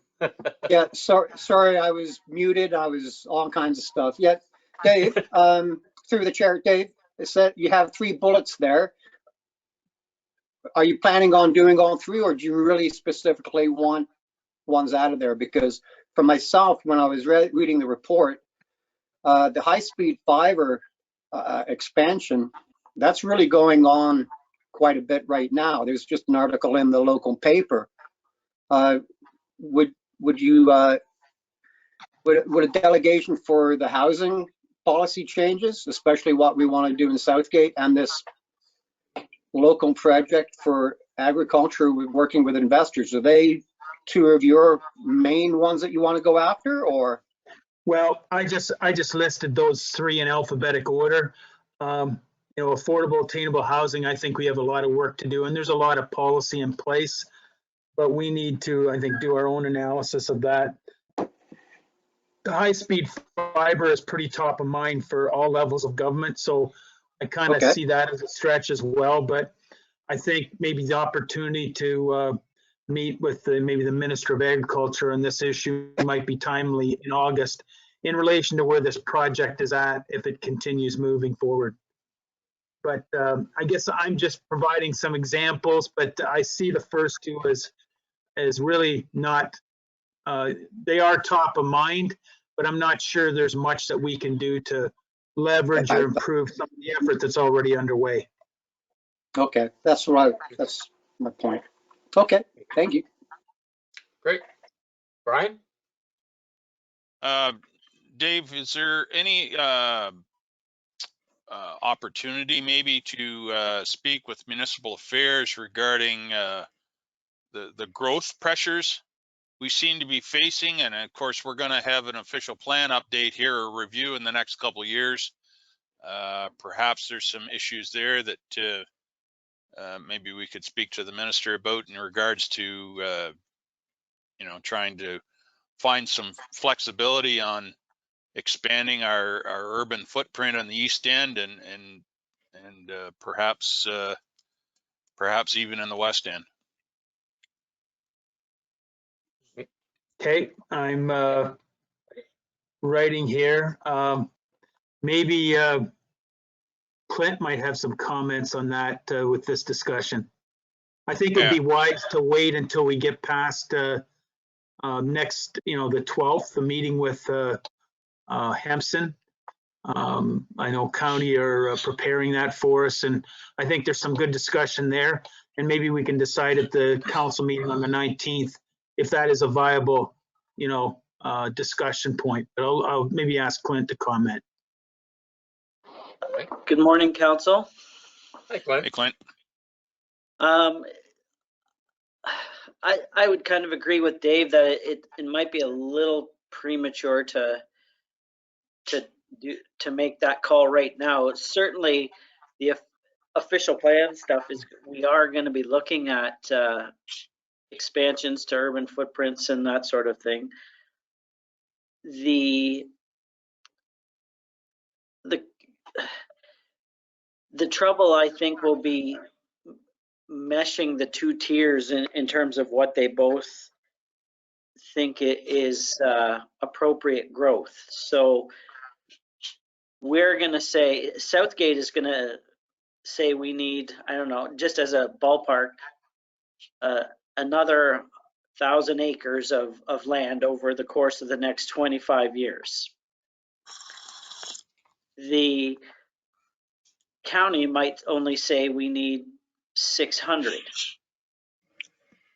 acres. So that discrepancy is the issue you would be talking to the minister about. We don't know what that discrepancy is yet, because if there even is going to be one, because we haven't even seen the numbers yet from either the county. We have some ballparks here based on studies and whatnot that have been done here, but the county hasn't finalized their numbers yet. So until we see those, we don't have anything to argue. Oh, we could find something. Go ahead, Brian. Well, and I guess I wasn't looking to get into specifics necessarily at this point. I was just, Dave was looking for ideas of ministries that we may want to engage with. And that was one that came up because it's going to be fairly timely, I think, in the next year or so. And the ministry may well have some, and when I talk about, we may want to expand the urban footprint, maybe we won't. And so what are we going to do from a ministry standpoint to absorb the growth without chewing up another 1,000 acres of farmland?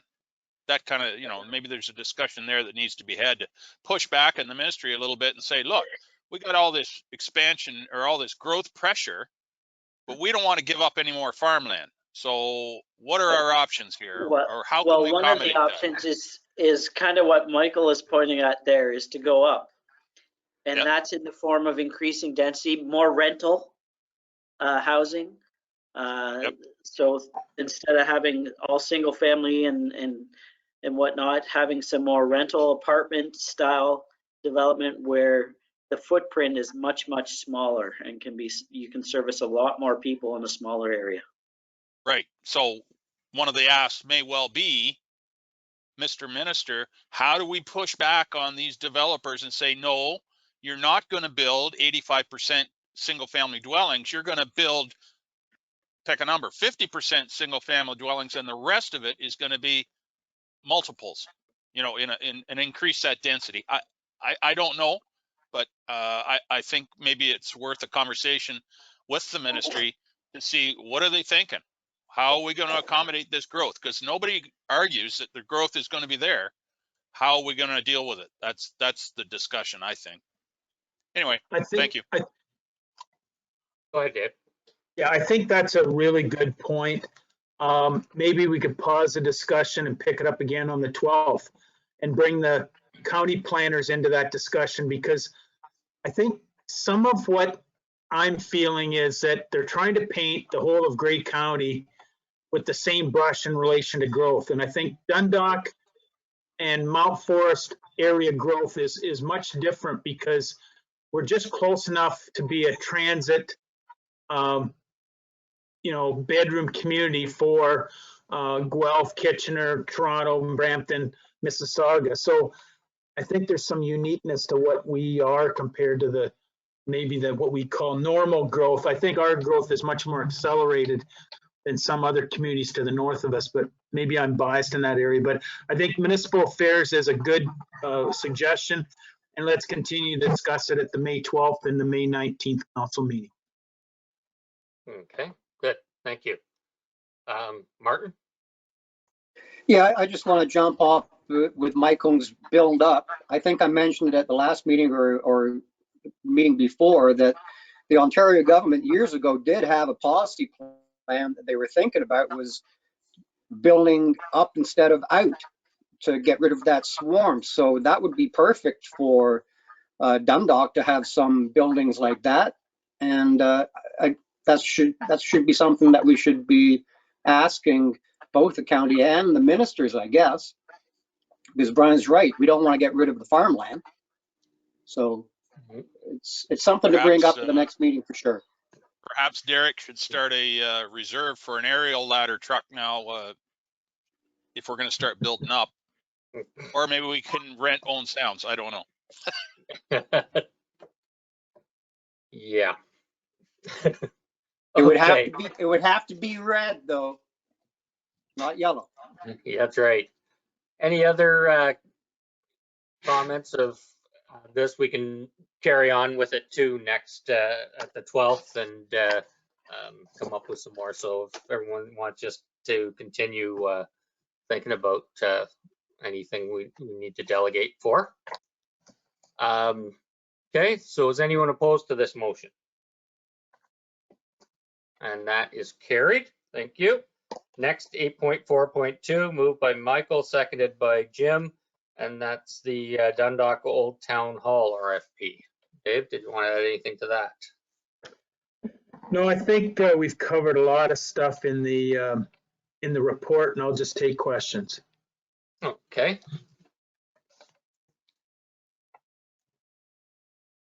Are there any?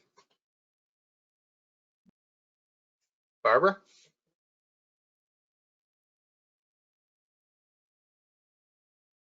Hopefully my connection remains.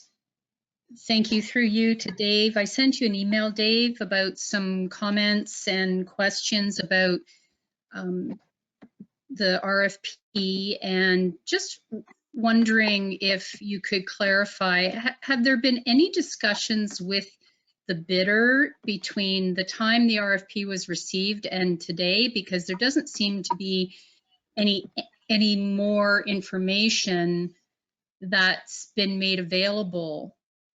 In his RFP, he says, decisions will be based on his own building assessments. Has he even been in the building? I mean, we've been 2-3 months. That was one thing. I'm questioning, and I guess this will all be fleshed out when you actually have a conversation at the table about, what is Team Town Hall's role? What is their financial commitment? Because, they're asking us for, $36,000 a year in rent, upwards of other capital contributions. We did authorize the Dundalk Little Theatre to take out their sound and lighting and the drapes that they had purchased for when they were putting on productions elsewhere. So I know that you were talking about that in your report, but I know that they're no longer in the theater. I don't know what condition they would be in by the time this actually gets opened up again. That's just some of the questions that I would have, that I would hope would be fleshed out during the conversation. And I'm not sure if you're going to have anyone from council that has maybe an open mind to how this might work at the table when the discussions are going on. There's the financial aspect, and it's an old building. Do we want to be putting in $1 million over 20 years? But we put in $1 million in a Mount Forest sports complex, and we continue to support, you know, other facilities that we haven't done in previous terms of council for the Old Town Hall. I'm just wanting to know who you're thinking of to be at that discussion. Okay. So I'll respond to those through the chair. As far as questions or communications with the bidder, I have talked to the bidder and made sure that he recognizes that, you know, this is going to take some time, and we have let that proposal he provided to us out for, you know, the public to see and council to kind of review and marinate on that report or that RFP response. We haven't posed questions to him at this point because I want to get feedback from all involved. You know, I've posed questions to the rec facilities manager, and I've incorporated some of those comments in this report. But I think the questions to the bidder needs to be in one submission, and he responds to those. As far as Team Town Hall, that would be the next step. I think I reported in the past that, you know, after we take this report to council, we would have discussions with Team Town Hall as to what they see their role is, what their long-term commitment is, and what their financial commitment is on an annual basis, both to operating and fundraising for capital. As far as the Dundalk Little Theatre, yes, they have removed some of their properties. I think the curtain is a Southgate property that we paid for. I don't believe that was something that the Little Theatre paid for, because we had to get it, it had to be fireproof and all that sort of stuff. But and as far as council, I think what my approach is that these discussions with Team Town Hall, any other theater groups, or the bidder be staff, the facilities manager, myself, and maybe others being involved as far as staff, to have these discussions with the bidder, Team Town Hall, and with other community organizations, and that council, you know, be involved from a neutral standpoint when we bring stuff forward to you, so that there's no, I guess, whether we might call it bias one way or the other.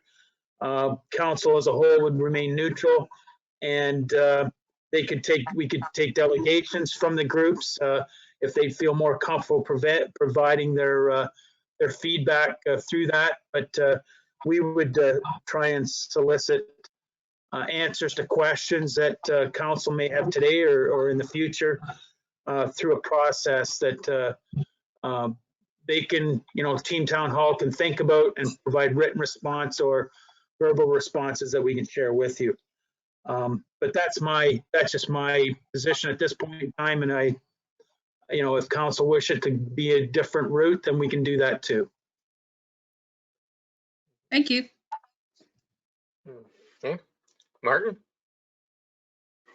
Yeah, through the chair. Hi, Dave. On page 111, I'm looking at it, paragraph 2, it talks about the operational monthly leasing costs if the space is unused, theater space.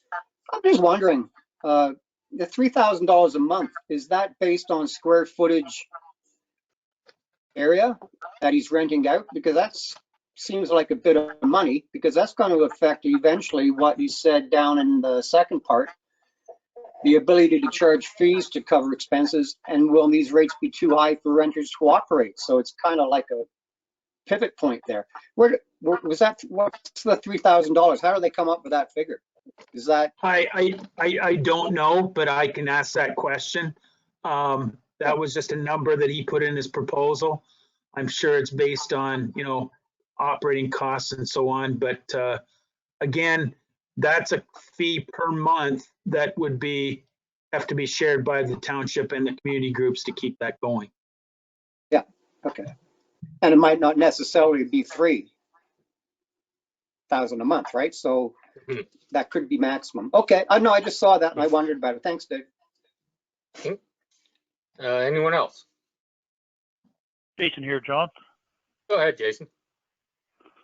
I guess I kind of echo Barb's comments there, maybe in a different way, like on the RFP, how he's saying he's 3 to 10 years out on a decision. So if he doesn't decide for 5 years, we're going to dump $3,000 a month into it for 5 years and not get any use out of it. Is that how it is, or I'm not sure, Dave?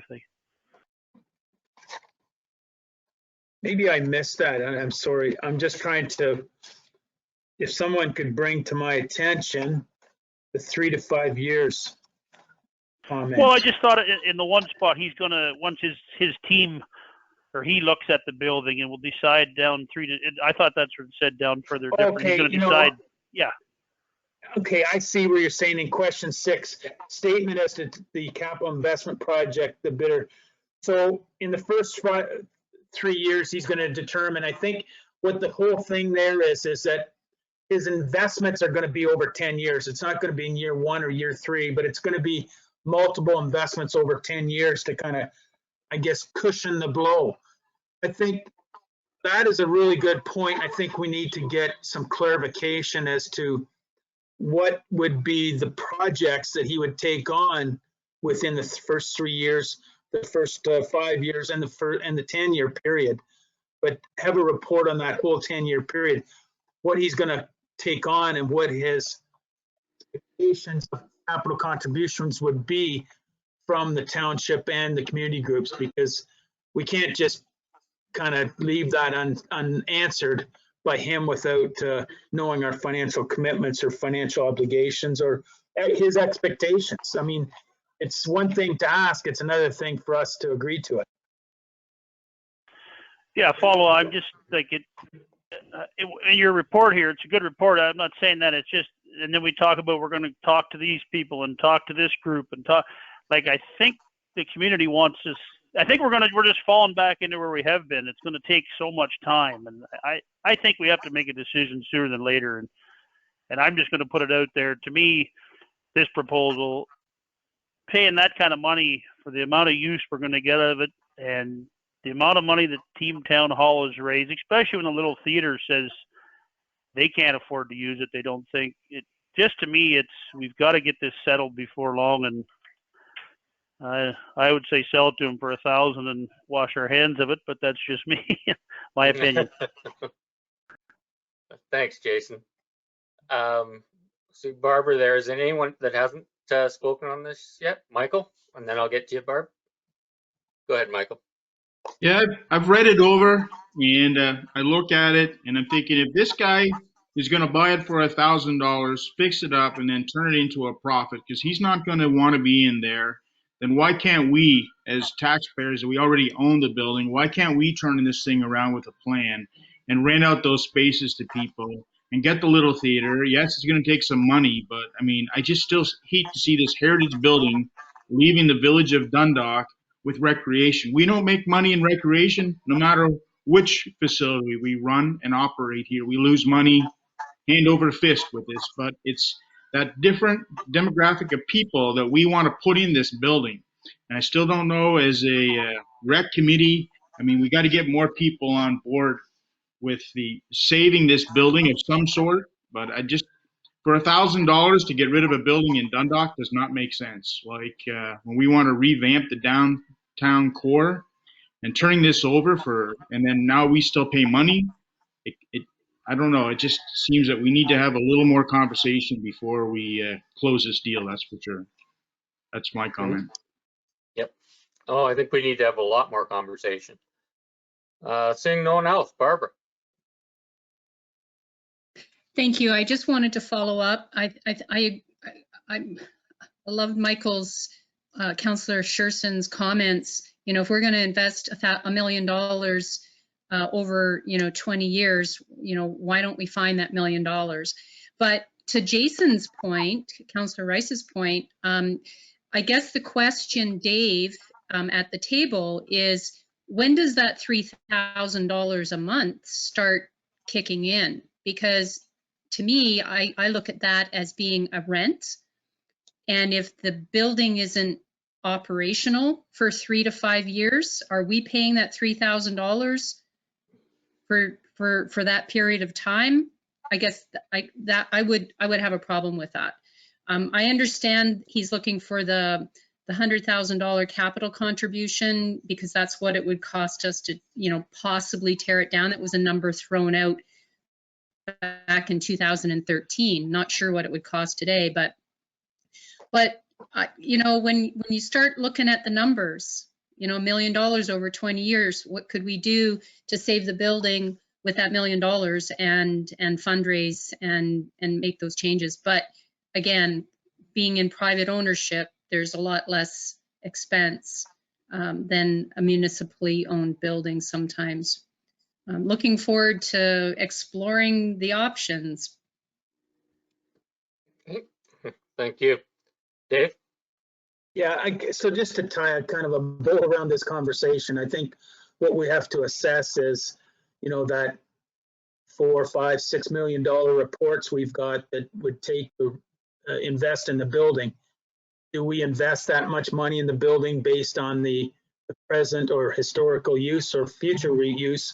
Or do we get a partnership and make it, and these are very common in other municipalities, and I don't know the answer, but is a P3 partnership where there's local business involved, community groups and ourselves sharing this expense a better way to go to get more public buy-in, more public engagement in operation of the building, because the past historical use does not justify that sizable investment, where if we can maybe invest $1 million over the next 10 or 20 years, then that would be I think an engagement with the community, kind of a process to get the results, but not invest so much money, because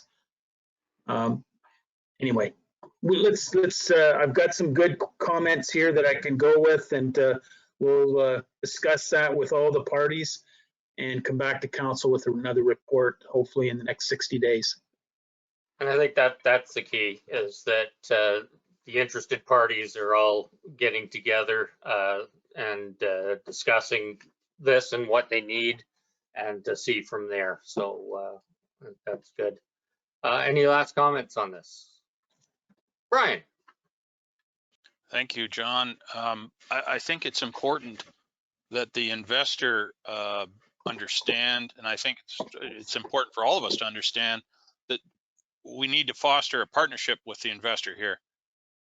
We're willing to work with the investor to, like Michael said, save the building and offer it for use by our community.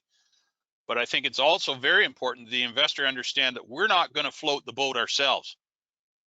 He needs to put skin in the game, if as much or even more than the community is, if he's going to go forward with this project. The $3,000 a month, who knows what it could be? It could be half that, could be double that to carry the building.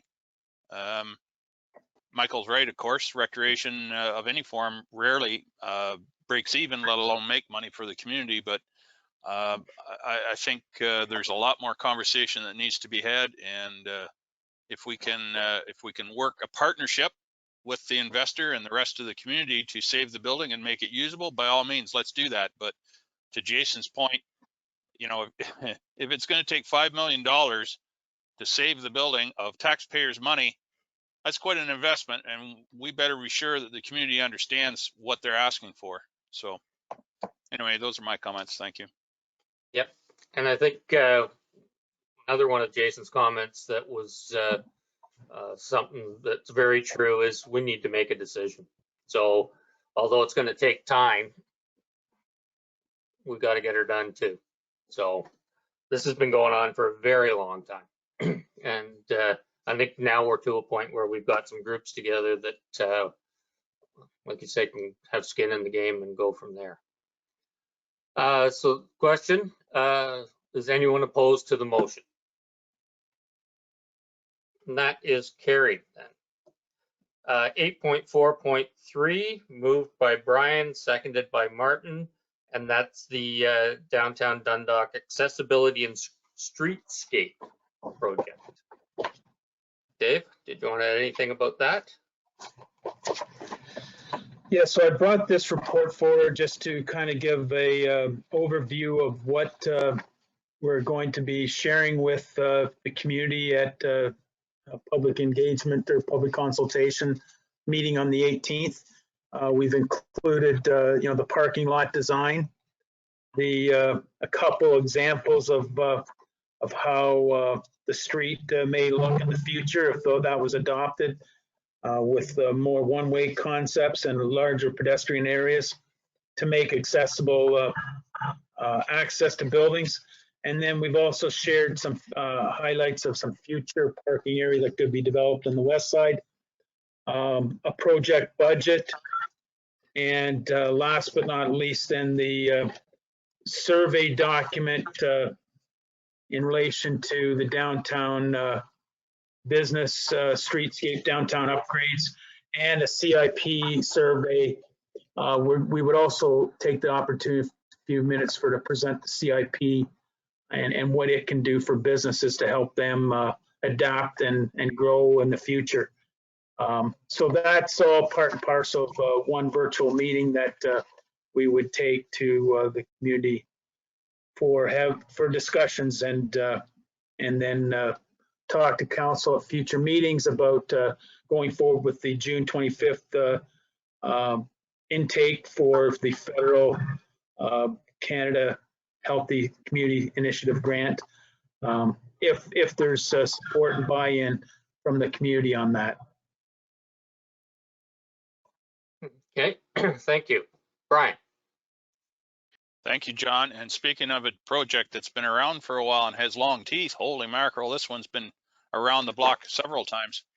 But I'm glad to see that we're going to finally go to the community, or to the Dundalk community at least, with some ideas. And I would be surprised if there weren't some ideas forthcoming from those meetings as to what they'd like to see downtown. So this is good. Thank you. Okay, thanks. Anyone else? Barbara? Thank you. Through you to Dave. The May 18th consultation, how is that being advertised? Are you reaching out to all of the business and property owners? Is staff contacting them directly? It's like a week away, and well, no, sorry, 2 weeks away. Just want to make sure that it is worth your while and that you get the people on the call that that are going to be able to provide, adequate input. You mentioned property owners as well. I mean, it's not just Proton Street that's affected by all of this. It would be Main Street. It be the people who live on Proton Street. I think that whole area should be notified somehow. Not sure how to make sure that they get the word out, but can't put it in the paper and you put it out on social media. But I think this is a very important project that can affect so many people positively, and some people may not see it that way. So it's important to get that input. So go ahead. Sorry. Yep, go ahead, Dave. So the plan is we've completed the survey, and there'll be a cover letter go with that, and we'll be either trying to hand deliver it safely or shoving it under the doors of businesses to get that communications out there. So we'll be going door to door with that invitation, trying to catch property owners if we can by mail. But I think the more important people to talk about on this go round is the business owners, because it impacts their daily, way of life and their daily business activity. So their input, I think, is critical, and Main Street as well, because parking is going to be impacted a little bit. But I think the net result is we will have more parking long term. Yeah, I did send you a couple of comments in that email, Dave, about pedestrian and vehicular traffic, going what I see could be potential conflicts, but and the farmers market. I know that they're fond of their current location, but that's going to be a good discussion too, to find out if they see this of benefit going forward. Yeah, we've already had discussions with the farmers market on that issue, and they're keenly interested to see how that works and whether they find it as a new home or a periodic home, or maybe the businesses won't want that. So that's discussions we're going to have as well. Right. But we see a lot of synergies with this open space for, firemen's frolic, Christmas events, Easter and that sort of thing, to make downtown a bit of a place to come to. We've already got some comments on some of the ideas we've put forward, and we'll be taking those discussions to this meeting. Okay. Just one more thing that really popped into my mind, Dave, is public washrooms. Currently, those washrooms are in the old town hall. Kind of ties back to the future of that building and whether or not for these events, whether there are, accessible public washrooms, because you can't have people going in and asking businesses to use their washroom. Just a thought. Okay. Anyone else have any questions or comments on the report? Okay. Jason, John? Oh, Jason, go ahead. Yeah. No, I just wanted to ask Dave, so after this meeting, are we going to be able to get the information we gather together pretty quickly to apply for this grant? What is the 25th of June? Like, I was just worried the last time we brought this, if we're rushed a little too much, we don't get the feedback, we apply for it, and we still have to give grant match their 10%. I know that's, I'm just wondering if we're going to be able to get everything done by then, and our comments all received and put together to make sure we're a go with what we want to do. Yeah, so just looking at the calendar here, we wouldn't have time to put something together for the May 19th meeting, but we would have something for council on June the 2nd and June the 16th, for clarification. But we'd provide a report to council on June the 2nd on the outcomes of the May 18th meeting for sure. So we have 2 meetings to discuss it, and definitely not go forward with grant match unless we felt that we had good support and input from all parties involved, including council. Okay. Thanks. Michael. Just to comment on the proposed parking lot beside CIBC, the barber shop. So we're looking at adding about 30 some spaces for parking there. Currently right now, the parking lot isn't designed like that. They're parking the other way in there. Is there enough property that we have around the barber shop? And then the same token with the new drugstore going in there, how do those people get into the drugstore? Because if you have a parking lot there, the people can't park behind the drugstore to get in there. So are we cutting them off that they can't get any delivery trucks in there at all? It's just going to be carry everything in? Just kind of curious about that. Yeah. So that design behind the drugstore and so on, behind Credit Union, there is some parking going to have to be taken away for their delivery entrance, but there is rear lot to the new drugstore. Just an update on the drugstore. Now that you brought that up, the good news is that they've awarded a contractor to build the drugstore, and it will be starting in a matter of days, is what he's told me. Now, likely in the next couple of weeks, we'll see some activity there, which is good news. But that whole parking lot issue, I think when better designed, will be more efficient. There is a bit of a discussion going on with CIBC on kind of a little bit of a land swap of maybe about the same amount of land as what might be in your living room, because the way it was kind of surveyed years ago. I don't know how it got like that, but we're sorting that out. But we're proceeding with the parking lot project and lighting and so on to make that parking much more efficient than it is right now. Okay, thank you. Okay, Jim. Good morning, good people.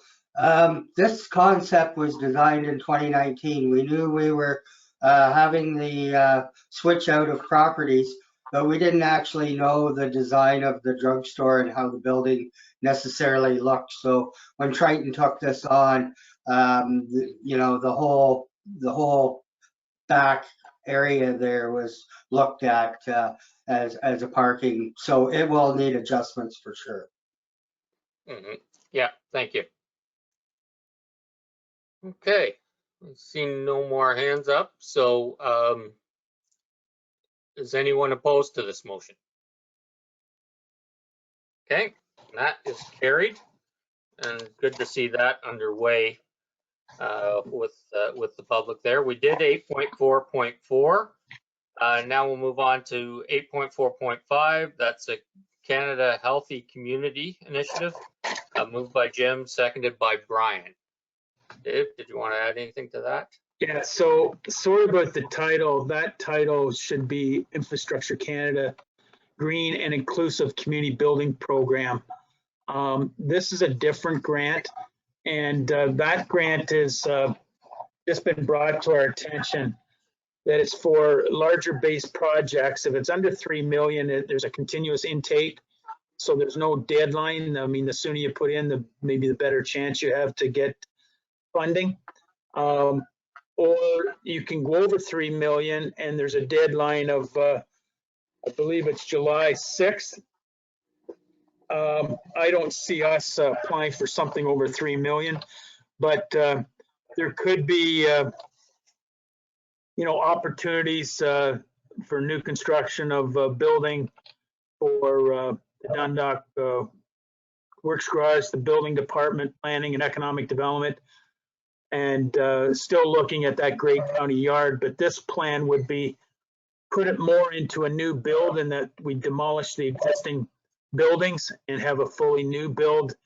We'd have access now off Keppel Street instead of in off Gray Street. We could have access and, you know, develop the land around it. But again, these are just discussions. I mean, we could look at doing retrofits to the Hopeville office, Dundalk Pool. There's some other pool opportunities there.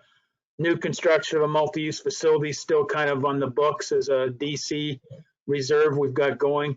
Or there's an old town hall project if that was one to be brought back. But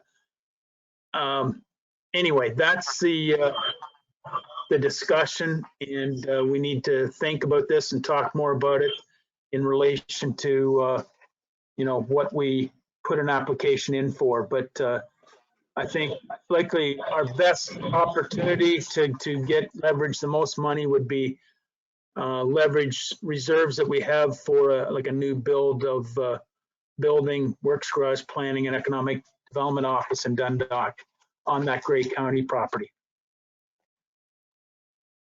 Okay, Brian? Thank you, John.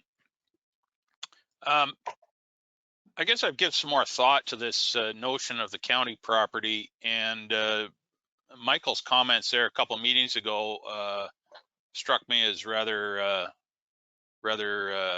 prescient. If we're going to go to the extent of demolishing the buildings that are there, with the exception of the Sand Dome,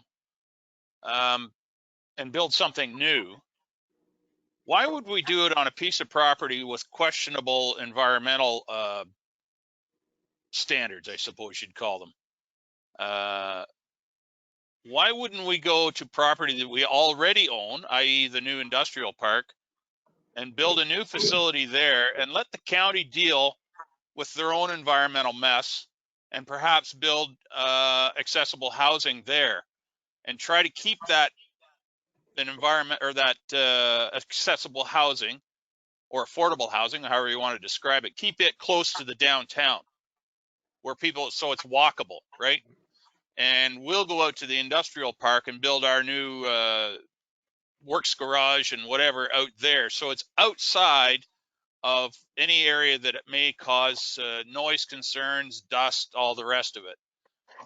That just makes a lot more sense to me if we're going to go that route. And I think this program here is well worth going after to fulfill those needs, because there's no question we need to expand our services, and that includes the fire service as well. They need that expanded room in the current building. So I think if we're going to go this route and build something new, let's go somewhere where we already own the land and it's not are questionable, because I don't know definitively what the challenges are with that county property, but I know it's not green ground, that's for sure. And I guess in response to that, the only thought is that, you know, whether it's county or it's Lower Tier, there's only one taxpayer. And if it's under municipal control or upper tier control, you know, we can sit on the property. We're already having to address some issues with the Keppel Street, and we've got some environmental feedback on the conditions there. They're not as severe as what one might think. We would get the benefits of having the service of access to building department, you know, closer to the downtown core for people. And we would retain the use of the sand dome and not have to, you know, have another cost for building that type of a building. But that's council's the wishes. I'm just bringing up some of the options that we have. Plus, you know, we would be taking, you know, in the order of maybe land worth $500,000 out of use and putting it into a municipal use that wouldn't be on the market for employment lands. Any other questions or comments? I think the idea here is mainly though to look at what we can do with grants of this nature and see how we can accomplish this. Okay, seeing no more questions or comments, is anyone opposed to the motion? And that is passed. Thanks, Dave. It's almost 11:30, so I'll entertain a motion to go past noon. Michael and Barbara, any discussion? Seeing none, anyone opposed? Okay, thanks. Next, Kayla's reports, 8.5.1, moved by Jim, seconded by Barbara. The on-call draft policy. Hi, Kayla. Anything you want to add to that? I think just that staff have worked on this because of our new building inspector and bylaw enforcement officer that's coming on board, as well as the fact that our bylaw enforcement is continuing to be busy. So we just wanted to make it clear what the guidelines were for them being on call and how they're going to be compensated. Okay, thank you. Barbara? Thank you, Mr. Mayor, and hi, Kayla. Just wanted to ask about when a bylaw enforcement officer is on call and over the weekend, I guess the concern of them using their personal vehicles to go to a property that, you know, may be controversial. Would they be going to the municipal office and getting a municipal vehicle, the building department vehicle? Would that person who's on call take a municipal vehicle home for the weekend? And you may not have the answer at this point in time, but maybe something to think about, because, you know, we may not want them taking their personal vehicle to someone's property to investigate a bylaw complaint. But how would all that work? And you may not have an answer, as I said, but something to consider. Yes, I know we did discuss it, and I believe the intention is that they'll be taking a municipal vehicle to wherever they're going, the property.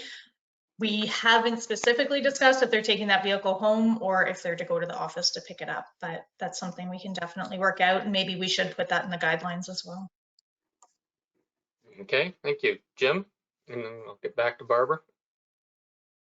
Some years ago, when we bought a little Ford for the chief building official, he was taking that home so that he could get to various locations first thing in the morning. Excuse me. They've checked with the income tax and the CRA, and they were informed that he would have to pay extra tax if he used a municipal vehicle. So that was cancelled. You remember that, Dave? I do. No. There may be a workaround here in that there's a response required from point to point after hours. So after hours pay me, but I do clearly remember the conversation that CRA seen that as a taxable benefit when they were able to go to and from work every day. Mm-hmm. Yep. Okay, Barb, you had something else? That was part of my follow-up. There's other aspects to it. If the call is close to their house or in the opposite direction of their house, then to go to the Hopewell municipal office to get the car and then go back. Logistically, it's just something to explore. And, Jim and Dave are right. The tax implications of using the car to go to and from work, but the on-call aspect is what I wanted to explore. So thank you very much. Okay. Dave? The other piece of that too is that we have to consider is an after-hour response timing may be very critical, because if it's a noise complaint, likely it's going on at the very time that the complaints are received. So a timely on-site response may be very important. So I can see that vehicles may go home to prevent that, almost driving past and then coming back to the call. Okay, Brian? Just in regards to paragraph 3 or point 3, I guess, of the bylaw enforcement officer duties, bullet point A says that the enforcement officer on duty will be able to return calls and or messages within 1 hour, and then be available to respond in person within 1 hour after the phone call is returned. The officer could respond up to 2 hours after the complaint is received. I'm thinking that if you're the officer on duty, on call duty, you've got the phone attached to your hip, why wouldn't you answer the phone and be able to answer it like now when it's ringing? Why would we allow somebody an hour to respond to a message? In my mind, it should be written a little more urgently than that. To Dave's point, if it's a noise complaint, a stray dog, it's whatever it is, 2 hours is an eternity for somebody that's looking for a response of some kind. So I think that needs to be tightened up a little better. On call, in my mind, doesn't mean, yeah, we'll get back to you in a couple hours. Okay. For bylaw enforcement, at least. Yep. Dave? So, I mean, we have to put worst case scenario into our policies. And I get what the deputy mayor is referring to. Our expectation would be that, there is a dedicated phone that will get passed around for this by law enforcement after hours calls and so on, and that type of business that has to deal with. But we have to also take into account that the person on call may have an imminent emergency that they have to pass the call on to someone else, which may end up being myself. So we do have to allocate some cushion in here, but our expectations are, I don't want to hear somebody responding at the 59th minute. That's not acceptable. But we do have to put expectations on that. Somebody's not going to point to a policy and say, hey, you didn't respond within this 15 minutes or 20 minutes or 30 minutes that you said you would. That's the reason for the cushion time.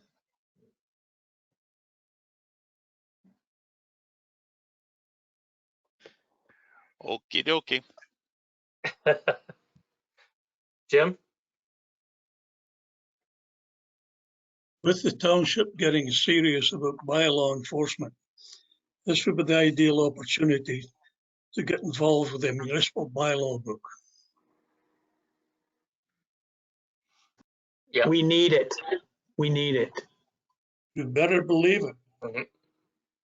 Yep. Like we have to, just to respond to that, Jim, and to let council know, we got to stop responding because we really don't have the tools without that book to really say, hey, enough's enough. This is the second time we've been here. Or if it's obscene, ridiculous first call, lay a ticket on them. And, you know, a ticket tends to wake people up.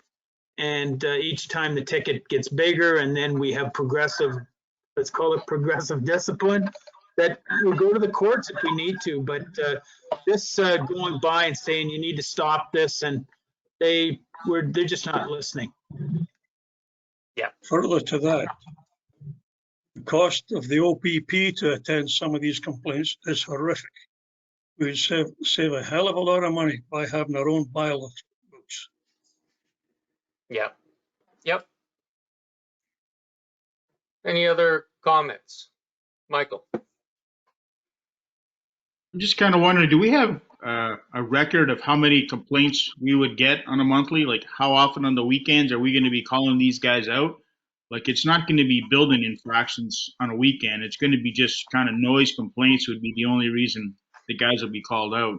And again, if we're not getting paid for this, then why are we providing a service that we're not getting any money for? Like we're paying out of taxpayers' money for someone to go out there and say, yeah, turn down the music or you need to cut this event off or whatever. But at the end of the day, someone needs to be held accountable for those tax dollars.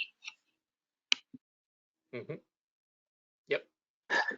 Yeah, I get that comment, but if we're going to have bylaws, we have to enforce them, and we have to do a better job of it. I can't be the bylaw enforcement officer going out at 11 o'clock at night. We have to have a process in place, and this is the process that is going to consistently manage noise complaints, fireworks, all those kind of after hours. Now, will there be a lot of callouts? Maybe 5 or 6 or 7 during the summer, but I think if we're going to really manage this thing, this is going to be a cost of doing business in relation to bylaw enforcement. And the more we enforce, the less it will happen, because it's going to get out there that we have a stick called a ticket book and an infraction that if you're going to not play within the rules, you're going to pay for it. Yeah, and I think that's key too, like Jim brought up, having that ticket book in place with the fines at a decent level that that's going to get some attention. Anything else? Jason here, John. Go ahead, Jason, then Barb. Just wondering to follow up Dave's comment there, like now or when we go out, are we just giving them a warning? It sounds like we're just giving them a warning. Like if we go out now, and to Mike's comment as well, if we're not going to ticket them, why go out? Like, are we giving them warnings? If they're doing something wrong and breaking the bylaw, I am 100% agreement. Ticket them and get some money back. It just sounded like maybe now we're giving a lot of warnings or something, are we? We have been in the past, and now what we're going to be doing is trained bylaw enforcement officers will be going out and documenting to support either fines or going to court and laying an infraction through the courts. Okay. Barbara. Through you, and to the comment about having a municipal ticket book, with the addition of a building official, bylaw enforcement officer, will that ticket book also cover property standards, so that when they, because right now we rely on, neighbors complaining about neighbors, but when it's an obvious infraction of a property standards or a zoning bylaw, and the building inspector or the bylaw enforcement officer is driving by it and they can see it from the road, are we going to ever look at pursuing those not on a complaint basis? And would that be covered in this same kind of process, ticket book? Maybe to Dave. Maybe I'll let Bev speak to that. As far as building without a permit, if they get information in relation to that, they will be responding. But as far as, complaints, if the surrounding community is fine with whatever that concern may be related to property standards, we have been dealing with issues only on a complaint basis. Now, we've been getting lots of complaints, so that's not been a problem. But I'll maybe let Bev comment on some of that as well. Okay, Bev?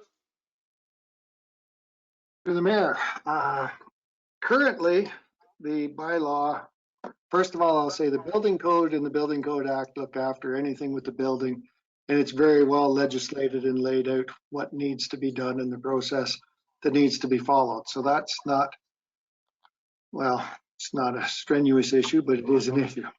Our bylaws and our policies, I heard that we want to be ticketing. We're going to have to look at our policies, because our policies currently state a letter shall be sent out and warning shall be given and everything like that first. We'll have to remove or reword some of that policies if we're going to start ticketing right away. And as far as our bylaw and our policies as well, it actually says we enforce on reactive comments from society or from the surrounding properties. If you are willing to let your neighbor pile up a whole bunch of cars, that's up to you. We are not chasing down unless the neighborhood is upset with it. That's what our current policies say. We would just have to change that. Of course, that is going to bring a lot more work initially to the department. I'm not sure how long that would last to go through the whole township of Southgate. So yes, it can be done. It's just we have to look at changing some things to do it. And well, thank you. Just to follow up, I think I'd just like to add to that. I know from when doing fire inspections and things like that, if it's a very difficult thing to act on things as we see them, because you could go house to house and property to property and find something wrong on each and every one of them throughout the whole municipality. So complaint wise is a better way to go, because where's the line you draw if you enforce one and not all the others? Go ahead, Barb. No, that's fine. Thank you. Is there any other questions or comments on this report? Okay, is anyone opposed to it? That is carried. Thank you. Next is 8.5.2, moved by Barb, seconded by Martin, and that's the Employee Assistance Program. And Kayla, would you like to add anything to that? I just wanted to kind of reiterate what I've said in my report a little bit, that staff have really seen the impacts of COVID-19 on people's mental health. And I mean, it's everywhere. It's not just our staff, but if there's things that we can do to provide additional support to our staff, then that's why we're recommending this. Okay, thank you. I think this is an investment to me in our staff. Brian, go ahead. Yeah, I was just going to say 100% support this. It's been a very, very trying time for all of our staff and our community as a whole. And I think this is a very good initiative. And I want to thank Kayla for bringing it forward. And our staff have supported our community tremendously over the past year and a bit. And I think this is a small way of trying to support our staff in kind. So thank you. I agree, absolutely. Barbara, and then Martin. I too support this. Being familiar with employee assistance programs, it extends to their families as well. It's not just our employees who are being affected by the pandemic, but the stress of, in the family unit as well. So I think this is Brian said, an excellent investment in our employees, and it's confidential, completely confidential. The employer never knows who has specifically contacted or for what purpose. I think the only statistics you get, Kayla, would be, how many calls have come through over a period of time. It doesn't identify any of the individuals, and it covers a wide range of services. So I think it's a good use of that fund, and we can revisit it at the in a year's time. Okay. Thank you. And Martin. Yeah, thanks, John. Kayla, I agree with everything that's said. This year has been terrible for a lot of people in many ways. And you're only going to be doing it for 1 year. Does that imply that what Councillor DeBreen said, how do you quantify who uses it? You're just going to get the basic phone call. Are you going to be tracking that to make it for another year, or is it just for 1 year? Go ahead, Kayla. Yes, so we are just asking for approval for the 1 year, and then we will get statistical reporting, as Councillor DeBreen mentioned. So we'll evaluate it on that, and also we'll be looking, maybe we'll try and do an anonymous survey for staff of how they feel it's working, or if they feel they're getting their value out of it. Whether people respond or not would be up to them, but we do want to leave it as confidential as possible, yet make sure we're getting the value out of it at the same time. Yeah, that's what you have to have the privacy there. That's why I thought maybe it would be kind of hard to quantify, the information after 1 year, because the way things are going, it could be used for another year after that. So I am fully supportive of it. I just wondered about that use of information. So thanks. Dave, go ahead. Just to kind of jump off that conversation, I think it'd be really important for us to fund it this year from COVID, and then next year look at, Kayla has in her report about funding it partly by not increasing the health spending account. The inflationary factor next year would pay for part of that. I think it's really important to have 2 years of data, a COVID impacted period and a post-COVID impacted period of 12 months or greater, hopefully, that we can really see, was there trust in the program by the employees, and was it utilized, and was it effective?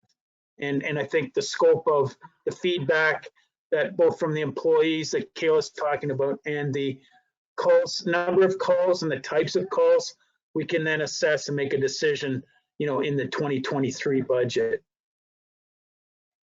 Mm-hmm. And I also think this is one of those things, having been involved with the EAP program before, like I said, to me, it's an investment, and the number of things that they can help different employees with, I definitely like to see this go forward for as a permanent thing, but I think assessing it as we go is important too. Any other questions or comments? Okay, is anyone opposed to this motion? And that is carried. Thank you, Kayla, for those reports. Next, we'll move on to 8.6.1, Clint's reports. Moved by Michael, seconded by Jason, and this is Don Lewis property. Clint, did you want to add anything to your report? Thank you, Chair Woodbury. Just to note, this is a implementing bylaw for a consent that was approved by the Committee of Adjustment for a lot addition for what's going to be a green cemetery. So that's sort of the first of its kind in Southgate, and maybe other areas as well, but certainly this area. And it provides people with some options, so for end of life, as it were. So that's all I have to say, and the report answers most of the questions, but if there are any others, I'm happy to answer them. Okay, thank you. Any questions or comments on this? Okay, that seems pretty straightforward. Is anyone opposed to this motion? And that is carried. Next is moved by Brian, seconded by Jim, and that's 8.6.2, and that's the bylaw to go with this. Any discussion on this? Seeing none, Lindsay, I'll get you to do this. Thank you, Mayor Woodbury. A recorded vote called for bylaw 2021-064, the zoning bylaw amendment for Don Lewis. Councillor Shipstead, Yes. Councillor Rice, Yes. Councillor Dobreen, Yes. Deputy Mayor Milne, Yes. Councillor Shearson, Yes. Mayor Woodbury, Yes. Councillor Frew. Yes.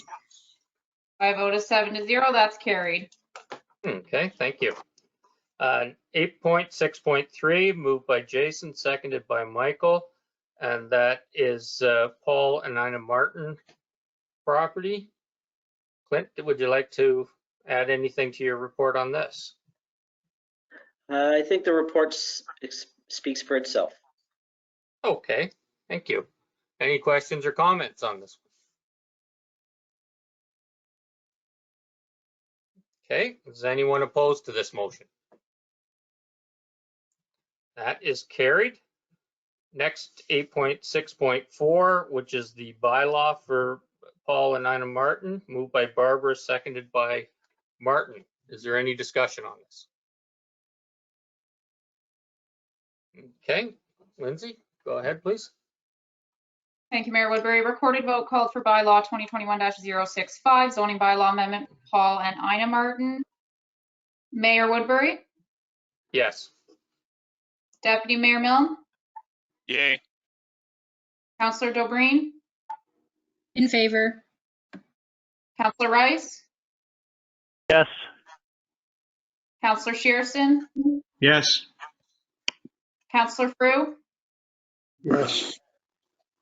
Councillor Shipstead. Yes. By a vote of 7-0, that's carried. Thank you. Next is 8.6.5, excuse me, Southgate Plastics, moved by Michael and seconded by Barbara. Clint? Thank you, Chair Woodbury.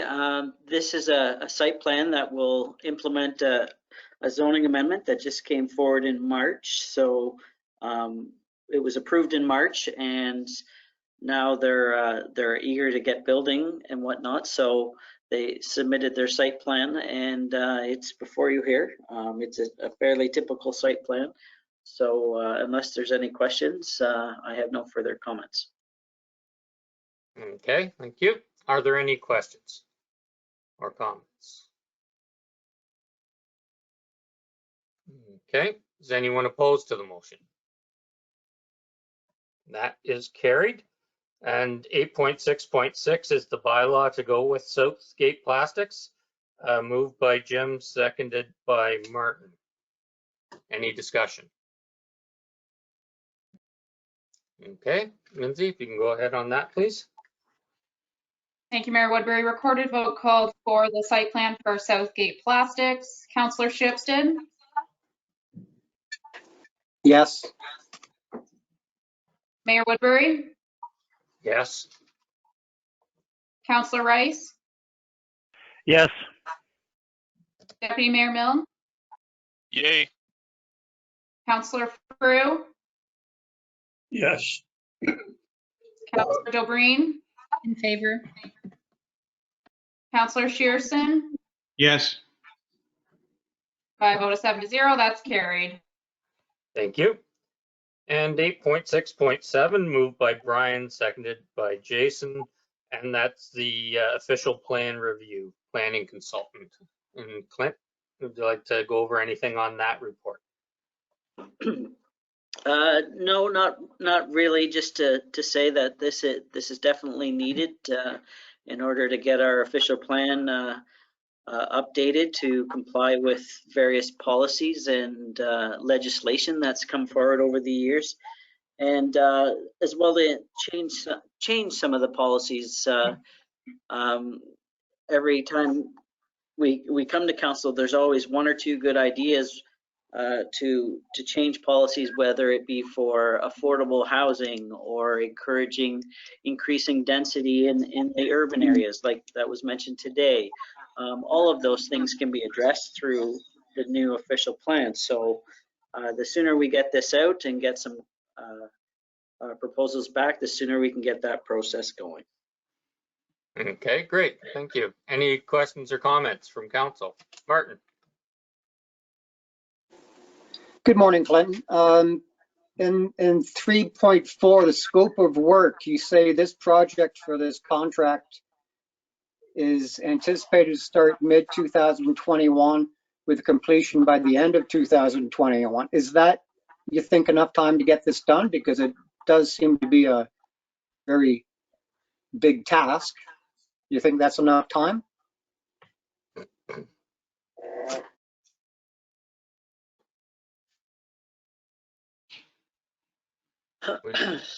I would say it is enough time if they're on the ball to get things done quickly.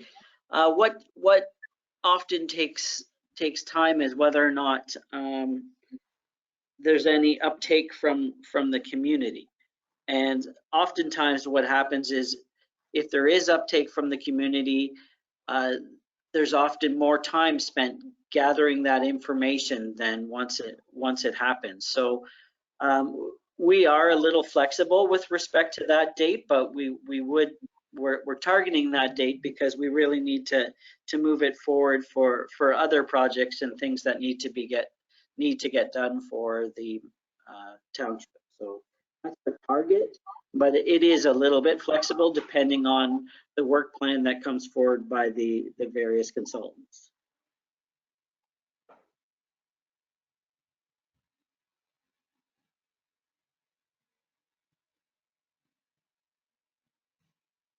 I think Mayor Woodbury maybe froze. Deputy Mayor Milne, would you step in? Sure. Councilor DeBreen, you had your hand up. Yes, thank you. Clinton, just to ask under 1.11, the proposed award procedures, the proposal award procedures, the tender openings, will that be, that's a public process, right? Tender openings are always public. Is it worth mentioning in the RFP that they will be done virtually and, you know, please pre-register with the clerk or something, or with Alicia, whomever? That was one thing that I wondered about. And then the public consultations where it says, and so in each phase, there would be at least one public consultation and or council consultation. When there is a council consultation, will that potentially eliminate a public consultation? Or would that be in addition to? That's the wording and or, just wondered.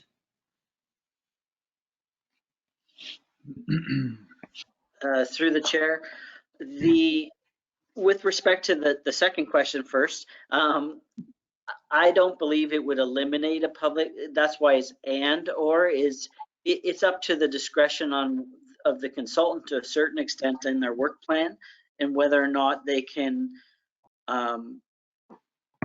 accommodate 2 meetings at the budget they're proposing. So that's what it comes down to, because the most time-consuming and costly aspect of most consultants is usually the public engagement piece, and because it takes a long time, and usually there's more than one staff person present there, and oftentimes mileage, etc. So a lot of times that is the very costly piece. So the number of meetings will be based partially on what the consultant sees they can fit into their work plan to accommodate it. It might not be necessary as well to have a meeting with council at one particular stage versus another. So that's why it's an and or situation.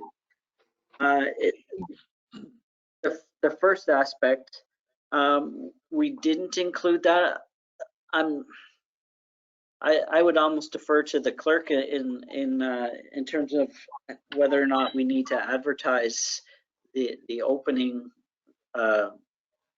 credentials, I guess, for our virtual opening or not. How is, I guess I would ask, how has it been done in the past here to do that? Has it been noted that it's virtual, or do we do a general notice on our website, or what's the case? I'm unsure of that, actually.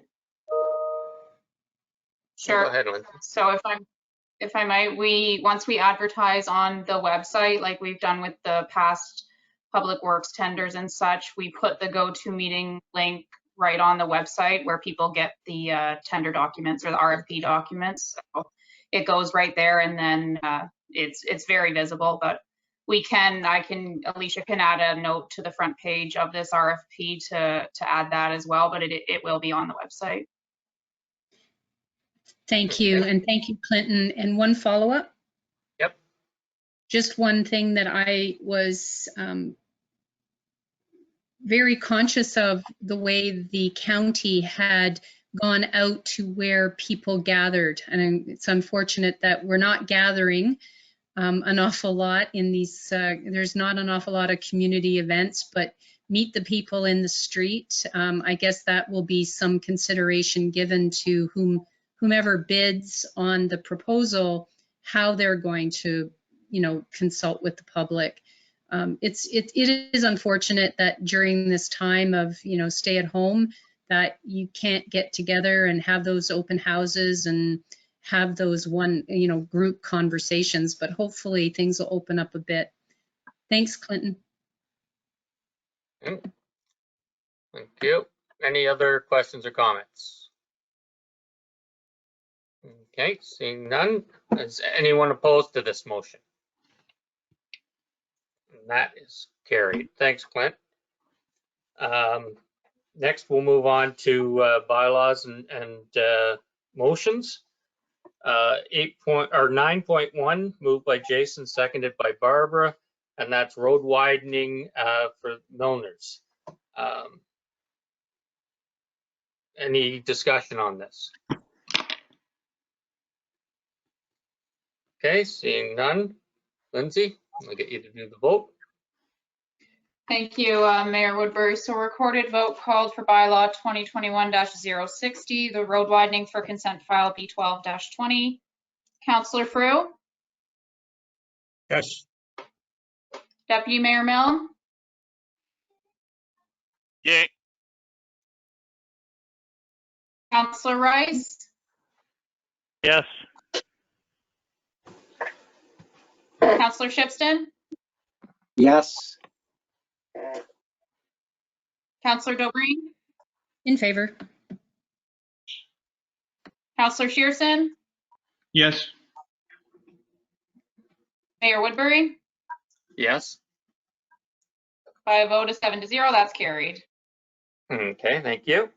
9.2, moved by Barbara, seconded by Martin, and that's the bylaw for the vaccination policy. Any discussion on this?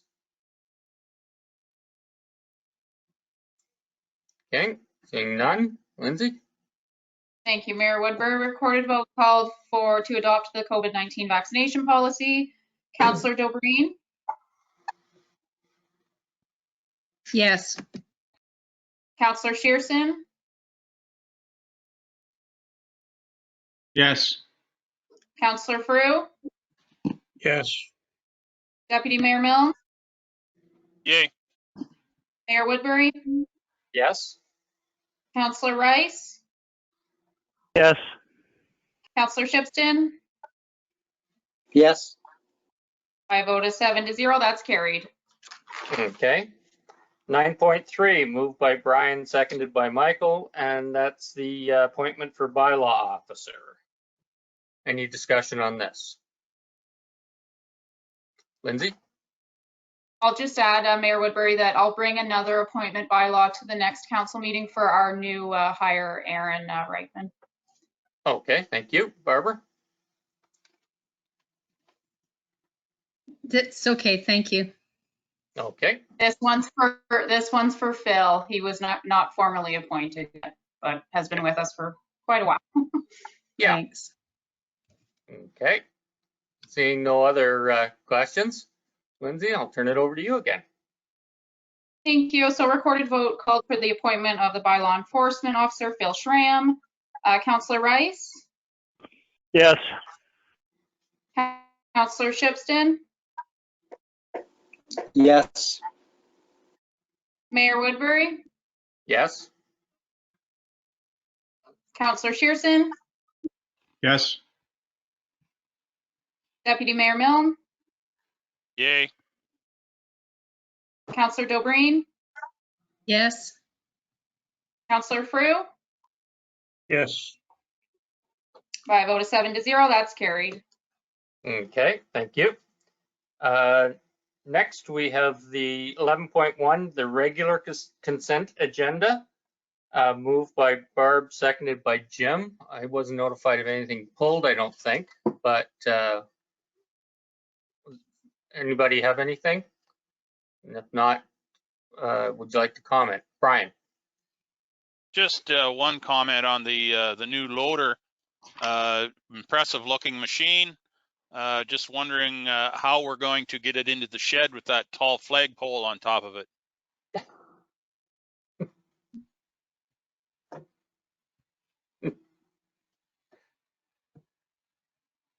That got no comment. No comment, okay. I was just referring to the photograph. Yeah, but I like it.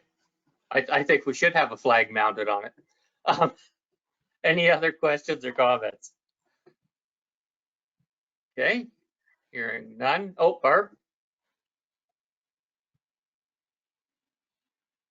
Thank you. I just wanted to, maybe we could welcome our new employees, or that are Kayla's staff reports about the new building inspector and the economic development officer.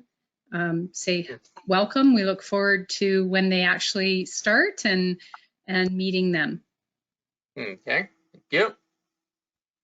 Anything else from anyone? Okay, seeing none. Oh, Dave? Kayla, I think there's one new employee on the line, maybe not in these discussions, but if you wouldn't mind introducing her.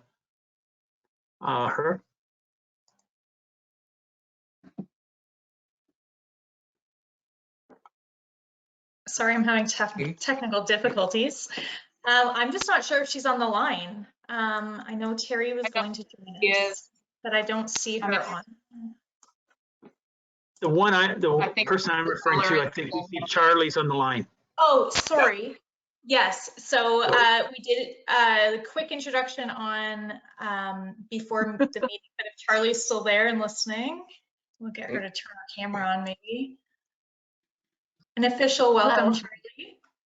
Yeah, so welcome to the team. Yep. Okay, so Charlie will be doing a lot of our phone call answering and a lot of our administrative support. And she's doing a great job so far. Thank you. Great to have you with us. Barbara? Thank you very much. I'm excited. Yeah, good. I had one other question about the building report. Okay. And it's currently tracking at about 45% already in the first quarter of the year. You know, shy of having a crystal ball, Bev, do you anticipate that trend going for the remainder of the year? Because that's a lot of business that you're conducting.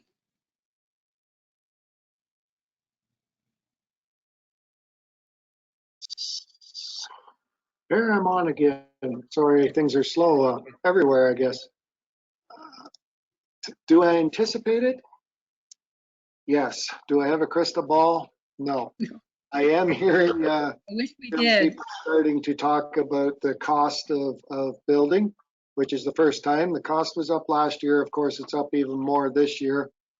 But this is the first last month or a couple of weeks, I've heard people talking about the cost of buildings, so that may start to slow things up. I know there's shortage of material. The last shortage we've been told about is ABS piping. There's going to be a shortage of ABS piping that they won't be able to get anything to put in plumbing, so that may hold us up a little bit.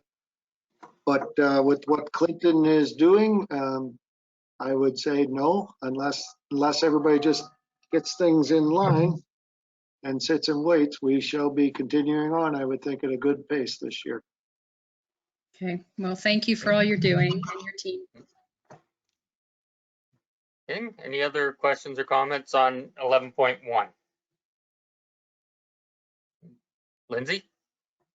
I just want to make note for the vote that Councillor Shearson won't be participating as he had declared a previous conflict of interest to 11.1.4. Okay, yeah. Thank you. Okay, is anyone opposed to the motion? And that is carried. Next, 11.2, and that's correspondence from consent from the consent agenda, moved by Jason, seconded by Martin. Was there anything anybody wanted pulled on that? Barbara? I notified the clerk about the North Power shareholders meeting, which I believe is, what number is it, Lindsay? 11.211. Yeah, I'd like to 11.2. pull that. Okay. Anything else you'd like to pull? Anyone? No? Okay, then the rest of those, any comments or questions on the rest of that part of the consent agenda? Brian? Just 11.2.5, it's the letter from the Grey Bruce Health Unit, or towards the health unit from the Vaccine Distribution Task Force, noting the support of the Grey Bruce Health Unit, and Dr. Ayers and his team continued good work. Yes, thank you. That's worth noting. Anything else in that, Dave? Just to, now that Brian's brought that subject matter up, we continue to talk with Southeast Grey Community Health Center, who is working with the Grey Bruce Health Unit. And we've reported in the past that there would likely be a clinic in Dundalk. We're not seeing any, in the latest in discussions with the Community Health Center, is we're not seeing movement on that activity being happening. I think with the Community Health Center in Dundalk set aside every Wednesday for vaccinations for their patients, and the uptake of the drugstore injecting vaccines as well. I'm wondering if this clinic may never happen in Dundalk because of the level of activity already being delivered to get vaccines in. So if anybody's waiting on that, I would caution them to maybe look for booking a date if you qualify at some of the regional centers. Yep. Yeah, and we're for Grey Bruce, we're over 60,000 vaccines administered so far, so we're getting along there. Any other questions or comments on that consent agenda with the exception of the North Wellington one? Okay, seeing none. Anyone opposed to the motion? That is carried. So Barb, you wanted to bring up the North Wellington? You're muted still.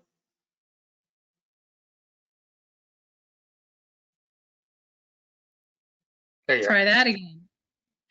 Try that again. Thank you, Mr. Chair. I did check with the clerk and looked back, and it would appear that we've never really passed a resolution for attendance at the North Power shareholders meeting. Perhaps it was just by general consensus, but if they are asking for three, to confirm, they would like confirmation of who will be attending.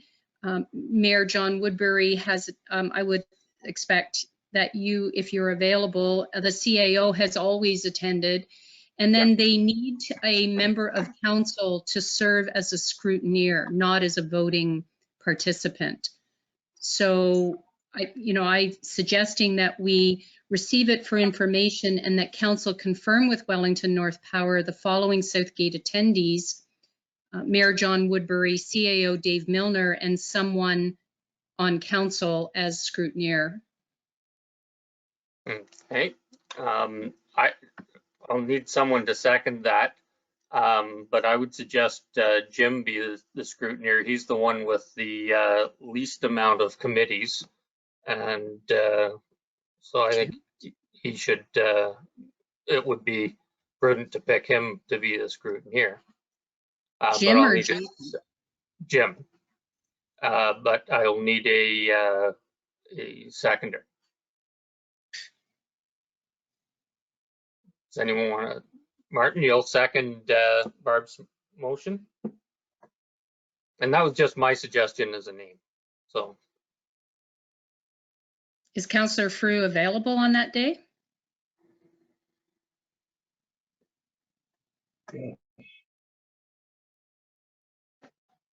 I'm not able to pull up any of the information right now. My computer's. The date is May 25th, Councillor Frew. May 25th. Yeah.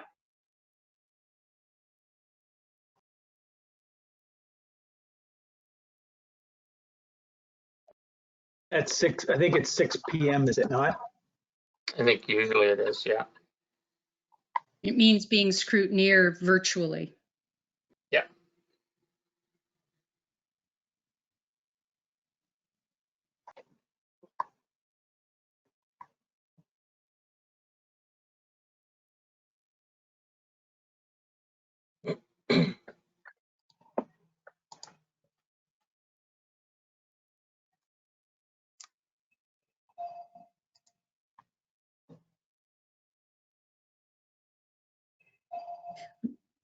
I'm not sure if Councillor Frew, we're waiting on his decision, or are we going to move on to someone else?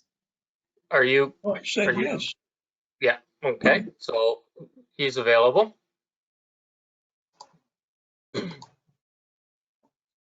So if that's okay with the mover and the seconder.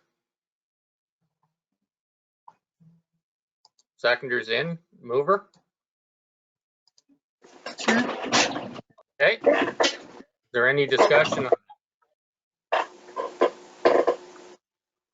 None? Okay. Is anyone opposed? All right, that is carried. Next, 11.3, and that is on another page. That is moved by Brian and seconded by Michael, and that's resolutions from other municipalities. Was there any discussion on any of those, or any of those that you wanted pulled? Okay, hearing none. Anyone opposed to the motion? That is carried. Nothing in the closed session. County report. I actually have it loaded up here. So the counties, excuse me, counties hiring, the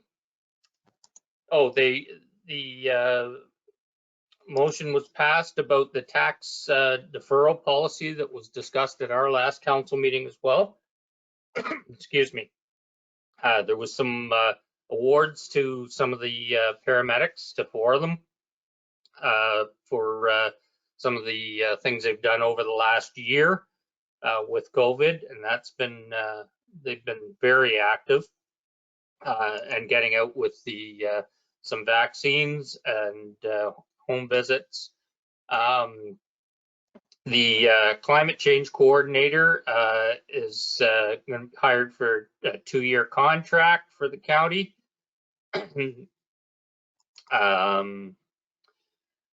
Development Charges Steering Committee has been looking at the county development charges and have a consultant and through Randy for planning.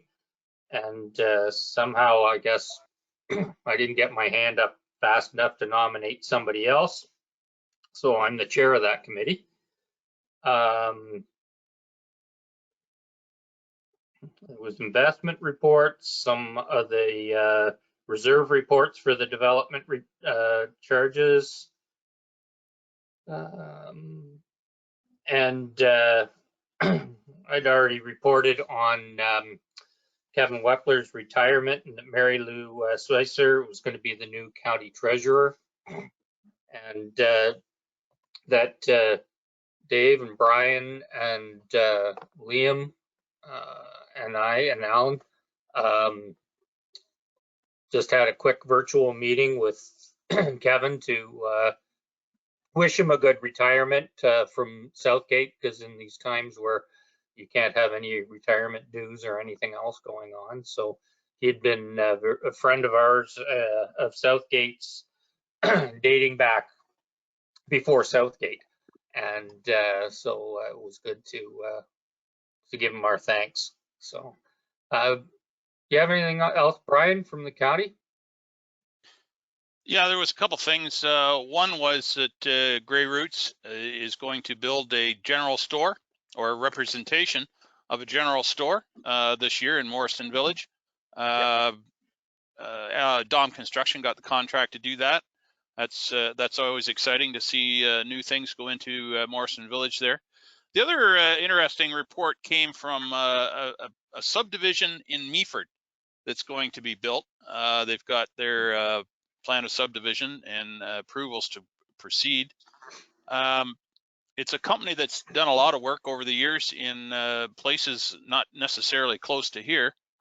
But one of the most interesting part about it, I thought, was that they're going to start single family homes in the range of around 399,000, which caught my eye. And so I quizzed the developer a little bit about how do you get to that number, or why would you go to that number? And they are very committed. One of their principles is affordable and attainable housing, and good for them, absolutely. But I said, how do you do that with the current market? And he said, it's our margin. They take a very small margin of profit to keep those prices down. And I to be honest, I'm still a little skeptical that they can do that. But nonetheless, I give them full marks for their efforts to supply the community with affordable and attainable housing. And so it'll be interesting to see how that plays out. But if you're interested to see how they're doing that, read the report. It's a very all-encompassing report and interesting to read. So as I say, it'll be interesting to see how that plays out. Yep, that's absolutely. All. Other than absolutely. our quick meeting with Mr. Wepler, we did not swing him over to a blue and white shirt. He maintains his red and white Red Wings shirt. So, but anyway, other than that, yeah, good. Barbara? Thank you. If I may, I was very interested in that presentation that Brian mentioned by Lune-Call subdivision while watching the county meeting, and forwarded the information to CAO Milner. What is also in, look up the report, they only take about 8 to 10% margins versus, up to, 30% margin. But the history of Shareth Singh, the CEO of Lune-Call, is very interesting, and his personal goal to give back to communities. So I found it very interesting and very timely, given our putting out there or proceeding to go forward with a housing advisory committee. It'll be something that we may want to to pursue or investigate down the road. I know the Jerry McNulty and Muriel Scott and Mary Redmond had mentioned him before. So it was very, very interesting. Yep, it'd be something to keep an eye on for sure. Okay, all right, well, we'll move on to members' privilege. I didn't receive anything, but does anyone have anything they'd like to put in for members' privilege? Jim? And then Barbara? John, it's something that I mentioned earlier when we were addressing the tickets. The OPP have now got electronic ticketing system. They can run out tickets in a couple of minutes rather than the time it was taken before with the paper unit. So this gives more of a need for a municipal bylaw, because the ticket book for the OPP is certainly going to fail because of the electronic systems they have. So we're going to have to push forward the municipal parking ticket, the municipal bylaw tickets. Okay, thank you. Barb? I just wanted to mention the advertisements on social media about the Optimist Rib Night being rescheduled for May 29th, and tickets will be honored. And I heard that there were a few more tickets that they may be selling. Maybe Brian can speak to that as president of the Optimist Club. Sure. Yeah, there's a select few tickets available at the Holstein store. Not saying how many, but there are some available there yet. Okay. And president definitely outranks mayor. Yeah. I do have another item, if I might, Mr. Mayor. We'll see. Okay. Okay, go ahead. All right, thanks. Just a quick shout out to the road crews. They're doing a great job from what I've seen. They've tidied the roads up very much from the spring breakup, and the mulching and chewing up of brush on the sides of the roads is coming along very nicely. I'm very impressed with the work they're doing, and I commend Jim and his efforts to get that project moving along. And I thank you very much, Mr. Ellis. And I do want to mention that I saw you. I think that was yesterday, maybe. Just west of Drumore. So it's good to see that you're out seeing how things are going in the large urban centers of the township.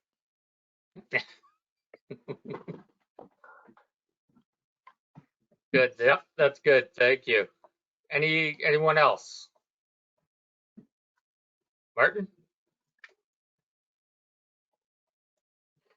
Yeah, yesterday I had new posters come from the blood donor clinic in Dundalk, and I also had information from the district manager saying that the Mobon clinic, which is out of Barrie, last year they actually collected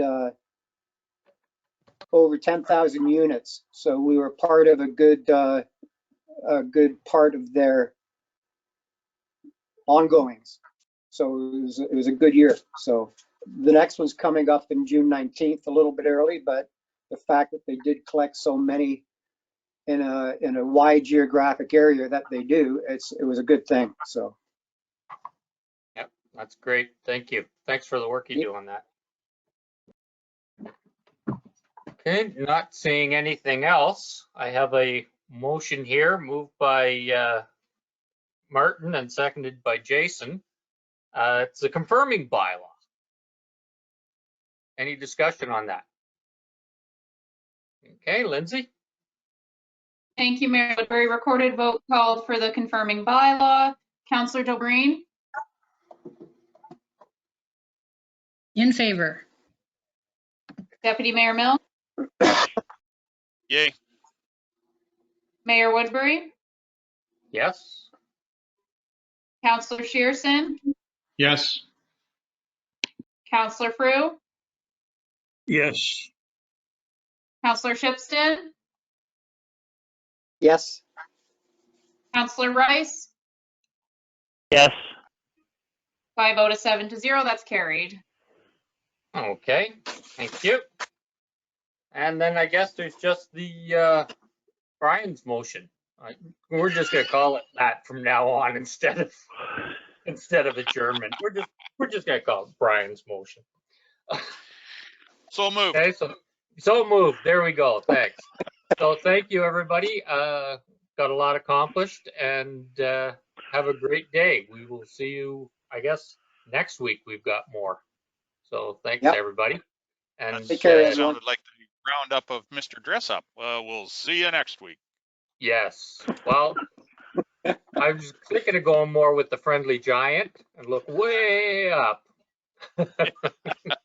But we'll see where we end up. Cool. Thanks, everybody. Thank you. Thanks. See you. Have a nice Take care, everyone.